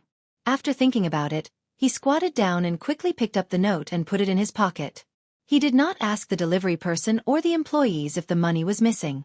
He casually scanned the shelves in the warehouse to see if anything big or valuable was missing. The owner did not pay much attention to the other small things. Seeing that nothing valuable was missing, the owner of the gift shop hummed a little tune and left. He was very happy that he had picked up 100 yuan for free. However, the owner did not know that his warehouse had been visited by a black cat many times. It had even taken away a few dolls in batches. He did not know what it would take in the future. The 100 yuan was just the cat's consolation money. At around 4 o'clock in the morning, the tattooed man came home with the smell of alcohol. He was not a meticulous person, so he did not notice the subtle things in his house. He did not notice that the house was different from usual. Yawning, the tattooed man kicked off his shoes and lay on the bed. He habitually took out the 800 yuan note under the mattress and counted it. He had accumulated the money from the protection fees he had collected from the students who had set up the street stalls. He purposely kept the newer 800 yuan note under the mattress and counted it every day. It was one of his little fetishes, just for the sake of good luck. Just as Zheng Tan expected, the tattooed man liked to count money and sleep. 800 yuan was not 8,000 yuan. He could count it all in a few seconds. Missing 100 yuan? The tattooed man frowned. He licked his fingers and counted them again. Slowly and carefully, he counted them one by one. It was still 700 yuan. That was not right. The tattooed man irritably spat on the ground. He did not seem to have taken any money when he went out tonight. Was it a thief? Who would dare to steal from here? Did they want to die? The tattooed man thought that he was the tyrant of this generation. Besides, if there was a thief, he would not have taken only 100 yuan. The tattooed man was puzzled. He tried to recall what he had done before he went out today, but he still did not remember taking any money. Scratching his head, the tattooed man lay down and turned over to continue his memory. However, when he turned over, he found a toy cat doll covered in blood next to him. F***CK. The tattooed man jumped up in fright. It was not that he was making a fuss. It was just that the clubhouse had not been peaceful recently. A few days ago, one of the clubhouse's guards had his hand chopped off. Several other people were also injured. It was quite serious. The bloody scene at that time had stimulated him. This was not a cat, but a human, a real person. So now when he saw this blood-red thing, he could not help but have goosebumps. Recently, the restaurant did not order sweet and sour pork tenderloin. After a few quick breaths, the tattooed man looked around. Then, his eyes stopped on the wooden wardrobe. Chapter 51. The tattooed man felt that he must have offended someone. Ever since he came home that day, he saw the toy cat smeared with ketchup on the bed, the red pattern on the wooden wardrobe that looked like an animal's footprint, and the deep scratches on the wooden wardrobe. The tattooed man began to wonder who he had offended. There were too many people who were suspicious. After all, they would definitely offend someone as a caretaker. Especially the recent conflicts between several forces, they were all suspicious. However, it was hard to determine who would do this in a short time. After all, those people's methods would be more direct and bloody, and would not just use ketchup. The people around him? The tattooed man shook his head. He had lived here for several years, and the people around him were all soft-hearted. He had called people to beat up and intimidate a few of the more stubborn ones. After that, those people stopped challenging him. However, it was not absolutely impossible. Who could it be? The tattooed man could not figure it out. He poked the toy cat smeared with ketchup with a knife and threw it into the garbage. As for the scratches on the wooden wardrobe, after wiping them, he covered them with several layers of newspaper. In addition, the tattooed man also changed the lock of his house. He felt that someone must have gotten the key to his house or used some means to unlock the door. The next day, the tattooed man returned home at the same time. When he was about to unlock the door, he held a steel rod in his other hand. He was afraid that someone would be in the house. However, before he could insert the key into the keyhole, he felt that he had stepped on something. There was no light outside the door, and at this time, the other residents were already asleep. It was dark all around. Only the circle of light from the flashlight in his armpit shone on the door lock. Just now, he was so focused on the door lock that he did not pay attention to what was on the ground outside the door. The tattooed man had a bad feeling. He threw the key into his pocket and shone the flashlight down. There was a furry toy cat doll at the door. It was smaller than the one yesterday. Its fur should have been white, but there were some red marks on it, especially around the cat's mouth. The tattooed man's hands trembled. However, after watching over someone's house for so long, he was not necessarily a coward. So, he opened the door and walked into the house. The house was still the same as before. There were no scratches on the wooden wardrobe, and there were no suspicious marks on the surrounding ground. The tattooed man relaxed a lot. It seemed that changing the door lock was useful. In fact, Zhang Tan had also entered the house this time, but after he saw that the door lock was changed, he did not put anything in the house, nor did he do anything in the house. What if the tattooed man got anxious and sealed the broken window? Therefore, Zhang Tan took care of the cat doll and left it at the tattooed man's door. After walking around the house, the tattooed man became bold again. He walked to the door and picked up the toy cat. He sniffed it and licked it. It smelled like tomato. Tisk! The tattooed man curled his lips. He felt that someone must be playing a prank. On the third day, when the tattooed man returned home, the first thing he did was shine the flashlight on the ground by the door. There was indeed a cat doll there, just like the one from yesterday, but with a lot more red paint on it. After yesterday's experience, the tattooed man wasn't afraid anymore.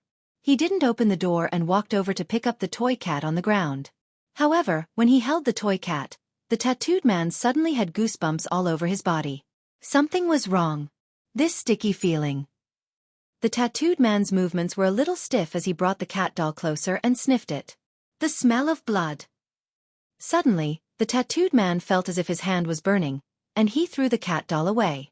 The smell of blood still lingered in his nose, and the tattooed man was reminded of the cruel and bloody scene he saw in the clubhouse.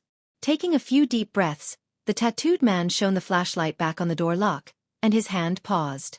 There was a long red mark on the door lock, and there was also a claw mark. It was like a cat scratching its way down from the door lock. However, this trace was blood red. This time, Zhang Tan didn't use ketchup. During the day, when he went to the Institute of Biological Sciences, he saw some students in the basic laboratory collecting blood samples from rabbits. They used plastic tubes to store the blood samples. The collected blood samples were mixed with heparin sodium solution. Heparin sodium had an anticoagulant effect. Zhang Tan often came here, so he had heard about it. Therefore, Zhang Tan took advantage of the time when the students were leaving to grab 3 tubes. He took them away 3 times. Zhang Tan could only take 1 tube each time, and he had to be careful not to be discovered. There were cameras in the corridor outside the laboratory, so Zhang Tan always left through the window. If he took a few tubes at a time, it would be inconvenient for Zhang Tan to move around. When he smeared the blood in the plastic tube on the cat doll, Zhang Tan's palm was stained with blood, so he simply smeared some blood on the tattooed man's door lock. After that, Zhang Tan went to the kitchen sink in the restaurant to wash vegetables and washed his claws with detergent. Anyway, there weren't many vegetables to be washed in the kitchen, and there weren't many people around the sink. On the 4th day, the situation was similar. Coupled with the recent warming of the weather, some cats that had been cooped up in the house for a long time ran out and started to meow at night. There weren't many cats, and most of them didn't live in the alley. They just came here to play. They probably didn't expect that after the new year, there would be no more cats here. The tattooed man, who had been sensitive to the word cat recently, would pick up things and throw them at the cats to chase them away when he saw them running around at night. He couldn't sleep well at home, and he started to have nightmares. During the day, when the tattooed man went out, His eyes were bloodshot. Recently, the residents around the old residential area had also noticed that something was wrong with the tattooed man. In the past, this person used to walk with his nose up in the air, but recently, when he looked at people, he seemed a little strange, as if he was suspicious of something. If you opened your mouth to ask, the tattooed man would roar back at you with an unfriendly expression, as if he would beat you up in the next moment.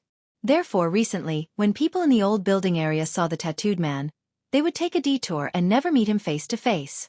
This man must have a mental problem, and there was no guarantee that he would do something wrong. On the 5th day, Zhang Tan didn't bring a toy cat. He only brought a small bag wrapped in several layers. This time, Zhang Tan didn't hold the small bag in his mouth. Instead, he put a wide rubber band around his neck, and the small bag was tied to the rubber band. Zhang Tan tried to run a few steps, but it didn't drop.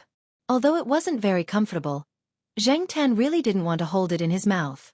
Zhang Tan was also afraid of this thing. Even if it was wrapped in a bag, it still felt uncomfortable, so it was better not to touch his mouth. Zhang Tan's ability to use his hands wasn't strong, so he could only think of this simple way to carry it.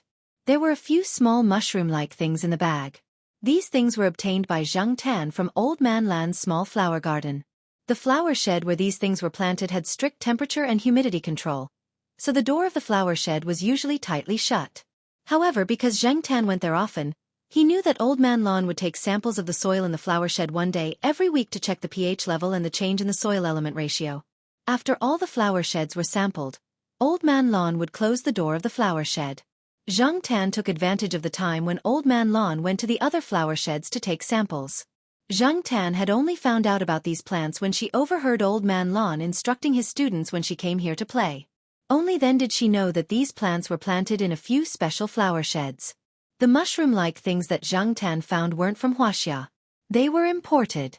Old Man Lan got some from a friend. Because these plants were symbiotic, Old Man Lan purposely planted some other species in the flower shed. Because of the size of the flower shed, he couldn't plant very big trees. Later, Old Man Lan found that no matter how he adjusted the temperature and growing environment, these imported species couldn't be grown well. They were always small and couldn't grow big, but they were still poisonous. It contained a hallucinogenic neurotoxin. Those who accidentally ingested it would experience hallucinations, feeling as if everything around them had been magnified. This was what Elder Lan had told the students about visual hallucination syndrome. However, it seemed that there were very few cases of death. There were only a few cases that weren't fatal. The onset time was 30 minutes to 2 hours after consumption. The patient would experience obvious dizziness, vomiting, hallucinations, and so on. At that time, Zhang Tan was lying on top of the flower shed, listening to Old Man Lan's explanation. He felt that this thing was really magical. When he decided to teach the tattooed man a lesson, Zhang Tan thought of the many poisonous plants in the flower sheds that Old Man Lan put on warning signs, including belladonna. These plants were very useful in medicine, but they could also kill people if not used properly. However, Zhang Tan still chose this one. Old Man Lan said it was called something like an umbrella. Who cares? As long as he knew its effects, it was fine. At 7:30 p.m., Zhang Tan brought the bag to the tattooed man's house. The tattooed man would leave for his workplace between 8:30 p.m. and 9 p.m. Before that, the tattooed man would take a bath, make a bowl of instant noodles, drink a cup of tea, and leave. Every day. After Zhang Tan arrived, he waited outside for a while. Then, he heard the sound of the tattooed man taking out a bowl of instant noodles from the kitchen. The tattooed man poured the boiled water in the electric cup next to him into the bowl. At the same time, he took out half a bag of braised meat that he brought back from the clubhouse yesterday. He put a few pieces of meat into the bowl of instant noodles and stirred it.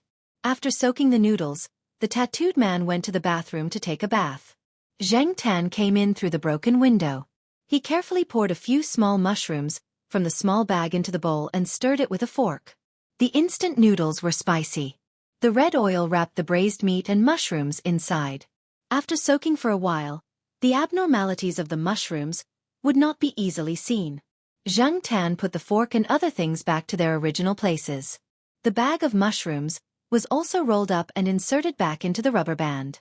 Hearing the movement in the bathroom, Zhang Tan jumped out of the broken window and squatted on the wall outside to look at the tattooed man's bedroom. In the dark, The tattooed man could not see the scene outside the window. Therefore, when he brought the bowl of instant noodles back to his bedroom to eat, he did not notice that there was a cat outside his window looking in his direction. The tattooed man ate absent-mindedly. He did not know if he would see the same scene as a few days ago when he came back tomorrow morning. Therefore, he did not notice that there was something different in the braised meat in the instant noodles. After watching the tattooed man finish eating, Zhang Tan left the place and went to the place the tattooed man had to pass, the place to pee. Behind the wall was a pile of miscellaneous items that the residents had piled up. There were a few bottles of beer hidden in the pile. Zhang Tan had taken them from the small restaurant. Fortunately, the small restaurant was not far from here. Otherwise, Zhang Tan would not have gotten glass bottles of beer. Zhang Tan relied on 2 hands to hold the beer bottles and walked step by step to get there. Fortunately, it was at night when he took action, so no one saw him. Otherwise, he would probably be treated as a monster. How could there be a cat that walked on 2 legs like a human holding a beer bottle? No one would have thought that the thief would be a cat. After all, an ordinary cat would not have the strength to move an unopened bottle of beer. After placing the hidden bottles of beer on the wall that blocked the path, Zhang Tan squatted behind the wall and stood on the pile of miscellaneous items. He only stuck his head out and looked at the fork. The rubber band and bag around his neck had long been thrown away. Now, he was ready for the final step. After a while, Zhang Tan saw a familiar figure. The tattooed man seemed to be drunk. He was walking unsteadily. It seemed that it was starting to take effect. The tattooed man wobbled over and mumbled something. Zhang Tan could not hear it clearly, but he did not care. He just stared at the wobbling figure. The tattooed man came to the familiar wall. There was also the familiar smell of urine. The tattooed man thought of something and laughed. Then, he unbuttoned his pants and began to pee. As he peed, the tattooed man suddenly supported himself against the wall and vomited. He had not even finished peeing. He was really vomiting and shitting. Zhang Tan pulled his ears. The smell was really bad. The tattooed man's consciousness had begun to blur. The surroundings were very dark and he could not see anything. He supported himself against the wall for a while, rested for a while, and prepared to leave. He did not even pull up his pants. He had probably forgotten. Just as he took 2 steps, there was a sudden bang at his feet. It was quite ear-piercing in the quiet night. The tattooed man was shocked. His legs went soft and he fell to the ground. At the same time, the beer bottle exploded and the shards flew everywhere. Although the tattooed man was wearing thick clothes, his hands were exposed. Now, there were several bloody marks on them. His pants were not pulled up, and the shards had pierced into his thighs.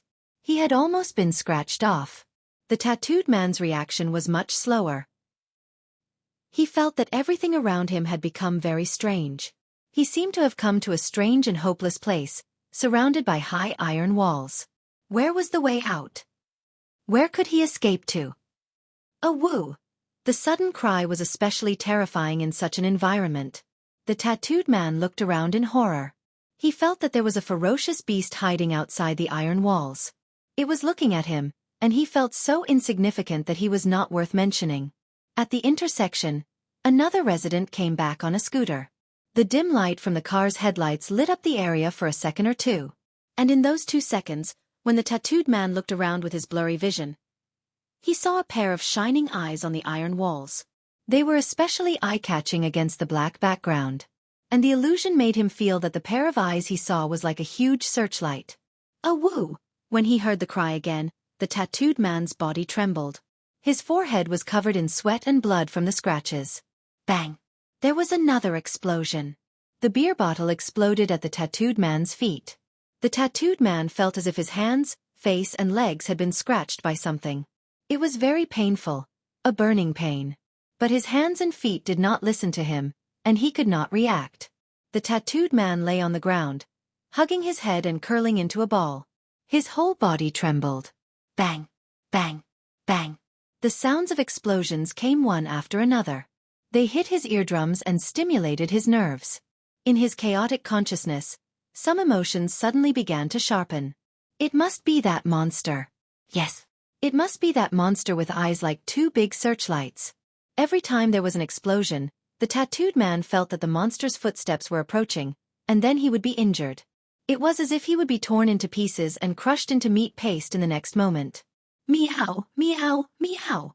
After throwing the beer bottle, Zhang Tan was looking at the trembling man curled into a ball on the ground. Suddenly, he heard the sound of a cat. This sound. The tattooed man on the ground heard the sound of a cat and suddenly remembered the toy cat that had recently been placed in front of his house. He also remembered the kittens that had fallen to their death some time ago. Was it because of those cats that the big monster had come to find him? Cats, blood, meows, and other things related or unrelated to them that made him afraid. All of them appeared in his mind one by one. The burning pain in some parts of his body was getting stronger and stronger. It was so painful that he wanted to cry out, but in fact, he could only make groaning sounds. It felt as if there was a pair of big feet stepping on his body. It was too oppressive and could not be released. The human brain was a very strange thing. You always thought that you had forgotten things, but at some unintentional moment, you would remember those forgotten parts. Or, under the stimulation of some environmental factors, you would piece those faded fragments together piece by piece, slowly and clearly playing them in your mind. And when you remembered something at this time, it would not be as easy to forget it as it was the first time. It would take a few months or a few years, or, if it was serious, it would become a conditioned reflex for the rest of your life. Once there were similar environmental conditions and some familiar factors in the surroundings, the brain would uncontrollably search for those images from the depths of the memory that you had always wanted to bury. It would pick up those things that you never wanted to recall from the depths of the memory. Those images that you could not avoid would wreak havoc like a storm until you had a deep impression of them again. Perhaps, after the toxins in the tattooed man's body were metabolized and the hallucinations disappeared, he would tremble when he heard the sound of a cat's meow and the bottle's explosion. Would he recall his own feelings at this time? Zhang Tan looked at the man who was still curled up there and twitching. He jumped off the wall and left. His body smelled of alcohol. He should blow on it before he went home. Thinking, Zhang Tan walked along the wall and out of the alley. After a few steps, he saw a cat squatting on the wall outside the fork. It was the big white cat. Zhang Tan did not know why it came here at this time. Was it a coincidence or something else? Meow. The big white cat meowed at Zhang Tan. Chapter 52. Hey, did you hear? That guy in the old alley was set up. I heard that he was messed up quite badly. When he was found, he seemed to have gone crazy. Didn't they say that he was messed up because he was drunk? He hasn't recovered yet, right? I also heard that when his friends asked him who did it, he kept saying, cat, and monster. I guess he was really scared out of his wits. Didn't he kill a kitten a while ago? Because of that matter, I said a few words and he even kicked me. It still hurts now. If you ask me, this is karma. Hey, boss. Give me another fried dough stick. Early in the morning, at some breakfast places near the old building district, people were eating breakfast while talking about the tattooed man. The tattooed man was found around 11 or 12 o'clock in the middle of the night. His buddies who were guarding the clubhouse saw that he hadn't shown up, so they sent 2 people who were relatively free to look for him. However, there was no one at home, so they found him in the dead end. When they found the tattooed man, he was still curled up on the ground. His whole body was twitching, and he was in a daze. He was mumbling something, but no one could hear what he was saying. Around the tattooed man were glass shards from beer bottles. His clothes were torn by the shards. His hands, face, and exposed calves were all covered in wounds. His pants were still tied up, but the smell of urine was very strong. At that time, some people who came back from work in the middle of the night saw a flashlight shining over there. They took a look, and then the rumors spread. No one called the police. Even if they did, the police didn't want to care. These people all had criminal records. As for the personal grudges between these people, the police were too lazy to care. Moreover, that person was just a small fry. There was no need to spend time and energy investigating. No matter what the tattooed man's situation was, or what the residents around the old building district were talking about, in the east courtyard, Zhang Tan got out of bed in a relaxed manner. He squatted on his personal chair and ate breakfast. When he came back last night, even if he washed his hands and got some fresh air, the smell of alcohol still lingered on his body. The moment he came back, he was discovered by the Jiao Pa. The Jiao Pa even suspected that Zhang Tan had gone to that tavern to eat or drink secretly.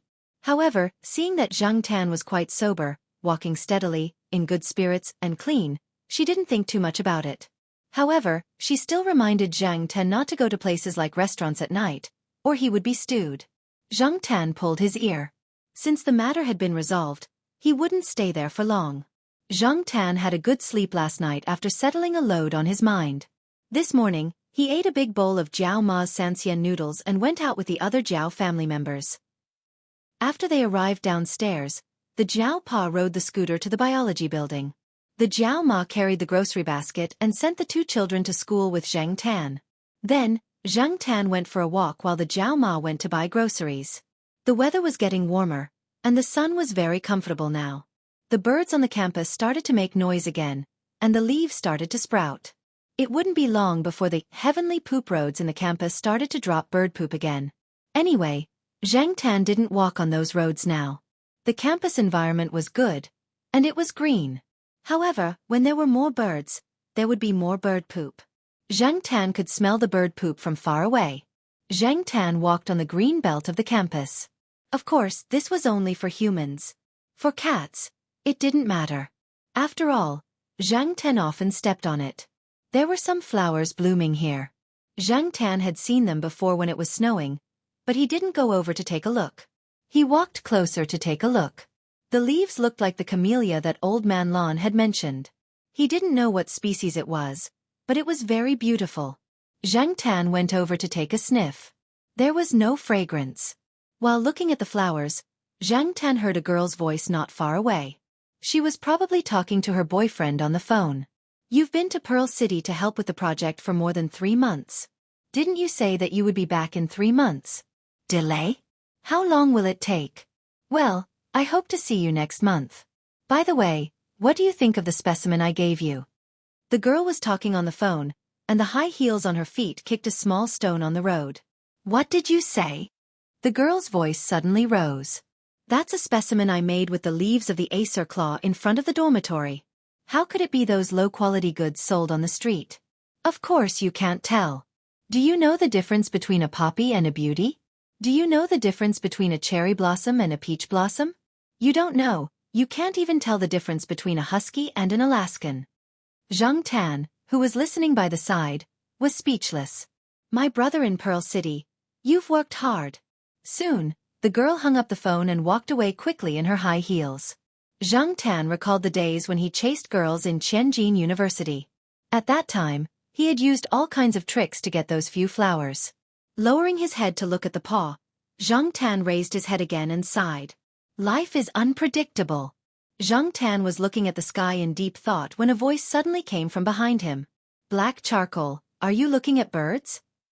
Zhang Tan's ears twitched when he heard the voice, and he turned to look. The next moment, a pile of bird poop fell from the sky and dripped onto Zhang Tan's ear. Zhang Tan was speechless. F***ck, that's why I hate these birds that shit everywhere. They have no integrity at all. The culprit had already flown away, and before it flew away, it called out twice to show its existence. The bird poop was still a little warm when it dripped onto his ear, but it quickly turned cold. There was also that smell, and Zhang Tan wanted to catch that stinky bird and cut it into pieces. "Don't shake your ears, you'll shake it onto your body," Little Zhua said with a smile. Hearing Little Zhua's words, Zhang Tan immediately stopped moving and froze. Little Zhua took out a tissue from her bag and slowly squatted down. Zhang Tan was a little shocked by her actions. Was it okay to squat down with such a big belly? Little Zhua used the tissue to wipe the bird poop off Zhang Tan's ear, then tapped Zhang Tan's head and slowly got up. "You're so lucky." Zhang Tan pulled his ear. His luck was really bad. "Come, let's go to my place. I'll wash your ears," Little Zhua said to Zhang Tan as she walked to the trash can and threw away the tissue. Zhang Tan also felt that his ears were a little weird. He kept feeling that there was still a pile of bird poop on his ear, and Zhang Tan could smell it. He would only feel better after washing it clean, or else he would feel uncomfortable. As they walked towards the Western District, Little Zhua's smile did not stop. She even said to Zhang Tan, "I heard that most birds don't have bladders, and their rectums are very short, so they urinate and defecate at the same time. If humans and cats want to go to the toilet, they can hold it in and excrete it. But birds can't. They can excrete anywhere and any time, including when they're flying." So this group of bladderless birds were the real ones who defecated and defecated wherever they wanted. Zhang Tan scolded those birds in his heart as he walked. Even General, who had not shown up for a long time, was also scolded by Zhang Tan. Once again, he came to the Western District compound where little Zhua lived. Zhang Tan saw a few cats out for a walk, and a few lying on their balconies, basking in the sun and wagging their tails. There were more and more cats in the Western District. When Zhang Tan first arrived, he also came to the Western District compound. At that time, there were not many cats, and there were a few kittens that looked like they still had baby hair. In the blink of an eye, the kittens had become big cats. He wondered if there would be a big fight between the cats in the Eastern and Western districts. The sheriff would definitely be very happy. A group fight. When he thought of that scene, Zhang Tan felt that it would be spectacular. He had never seen cats fight in a group before. As he thought about it, he arrived at little Zhua's residence. The nanny was watching TV. When she saw little Zhua come back, she had a caring smile on her face. But when she saw Zhang Tan walking in beside little Zhua's feet, the smile on the nanny's face suddenly cracked.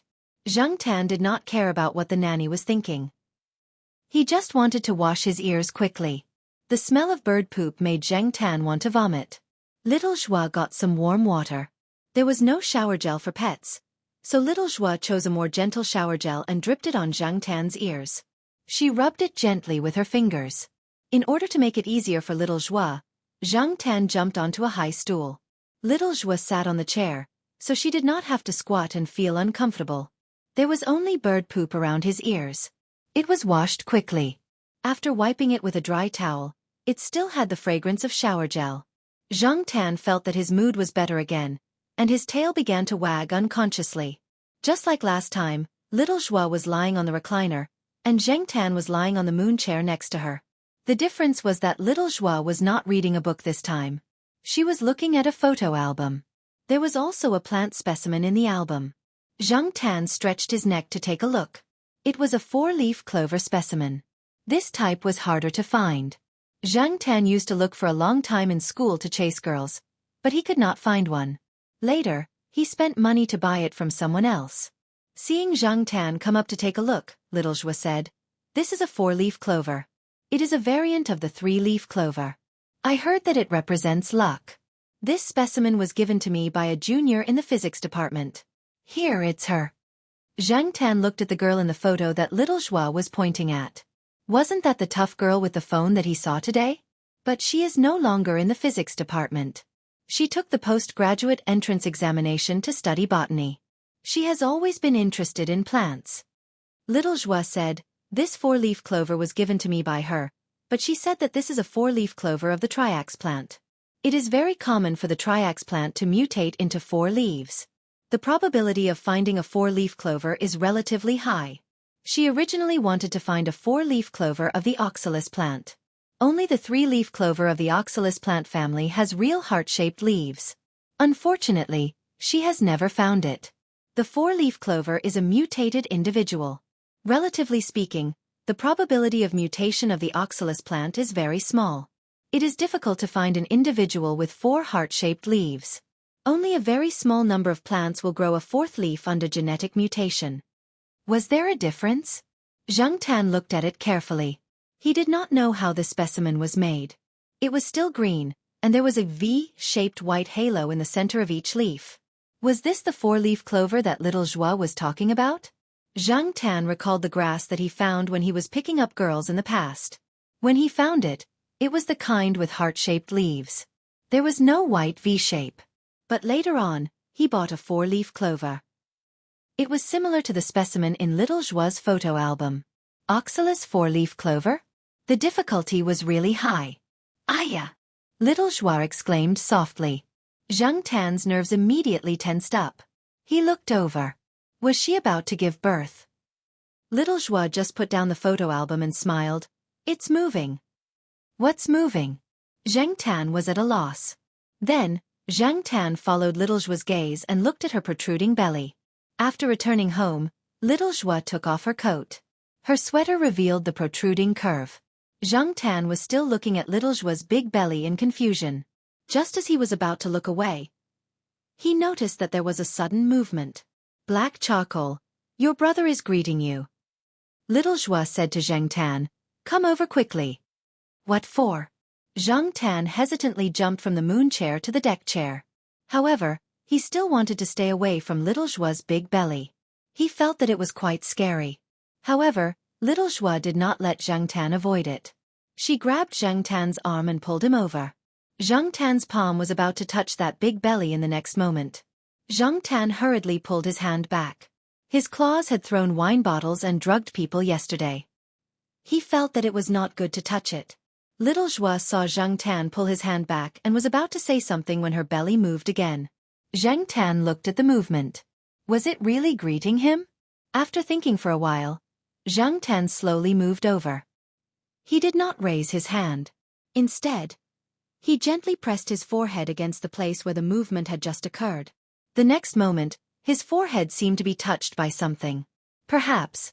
Was this the feeling of a new life? In the future, this little guy will have to call Black Charcoal Big Brother. Yes, Big Brother Black. Little Zhua said. Zhang Tan returned to the moon chair. A scene of a human child following behind a black cat and calling it Big Brother Black appeared in his mind. Zhang Tan trembled. It was a little hard for him to imagine it. F***ck, when the time comes, will she pull my tail? If she does, I will whip her without hesitation. Zhang Tan did not eat at little Zhua's place in the afternoon. The housekeeper looked at him as if she was looking at a god of plague. She kept a distance of 2 meters away from Zhang Tan. After returning to the Jiao family for lunch, Zhang Tan rolled on the sofa for a while. He could not fall asleep, so he ran out again. He wobbled his way to Old Man Lan's flower garden. He suddenly remembered that he seemed to have seen the sorrel grass that little Zhua mentioned in Old Man Lan's flower shed. Didn't Old Man Lan's flower garden always have treasures? Zhang Tan was ready to try his luck. Except for those flower sheds with special signs hanging on them, the other flower sheds were not locked. When Zhang Tan entered the flower garden, Old Man Lan was busy in one of the flower sheds. Hearing the sound of the flower shed, Old Man Lan just turned his head to look at Zhang Tan and then continued to work. Some of the flower shed's doors were open. Zhang Tan looked around one by one.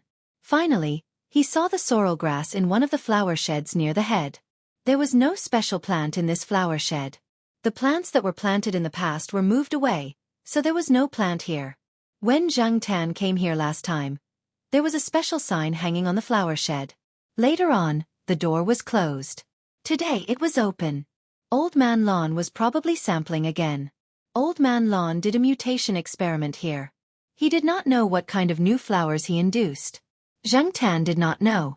Anyway, Old Man Lan and the other old men treated it as a treasure. Zhang Tan walked in and came to the side of the sorrel grass. He looked at it carefully. It was indeed a heart-shaped leaf. He did not find the wrong one. This kind of plant was too common. Zhang Tan saw it often. He was too lazy to pay attention to it when he walked around. However, Zhang Tan still had the mentality of trying to see if there were any special mutated plants here. 3 leaves. 3 leaves. 4 leaves. When he saw the 4-leaf plant, Zhang Tan was happy. He heard that this represented luck. Before Zhang Tan could be happy for 2 seconds, he found that there were many 4-leaf plants beside the 4-leaf plant. However, 3-leaf cultivators were rare here. What the F***ck was going on?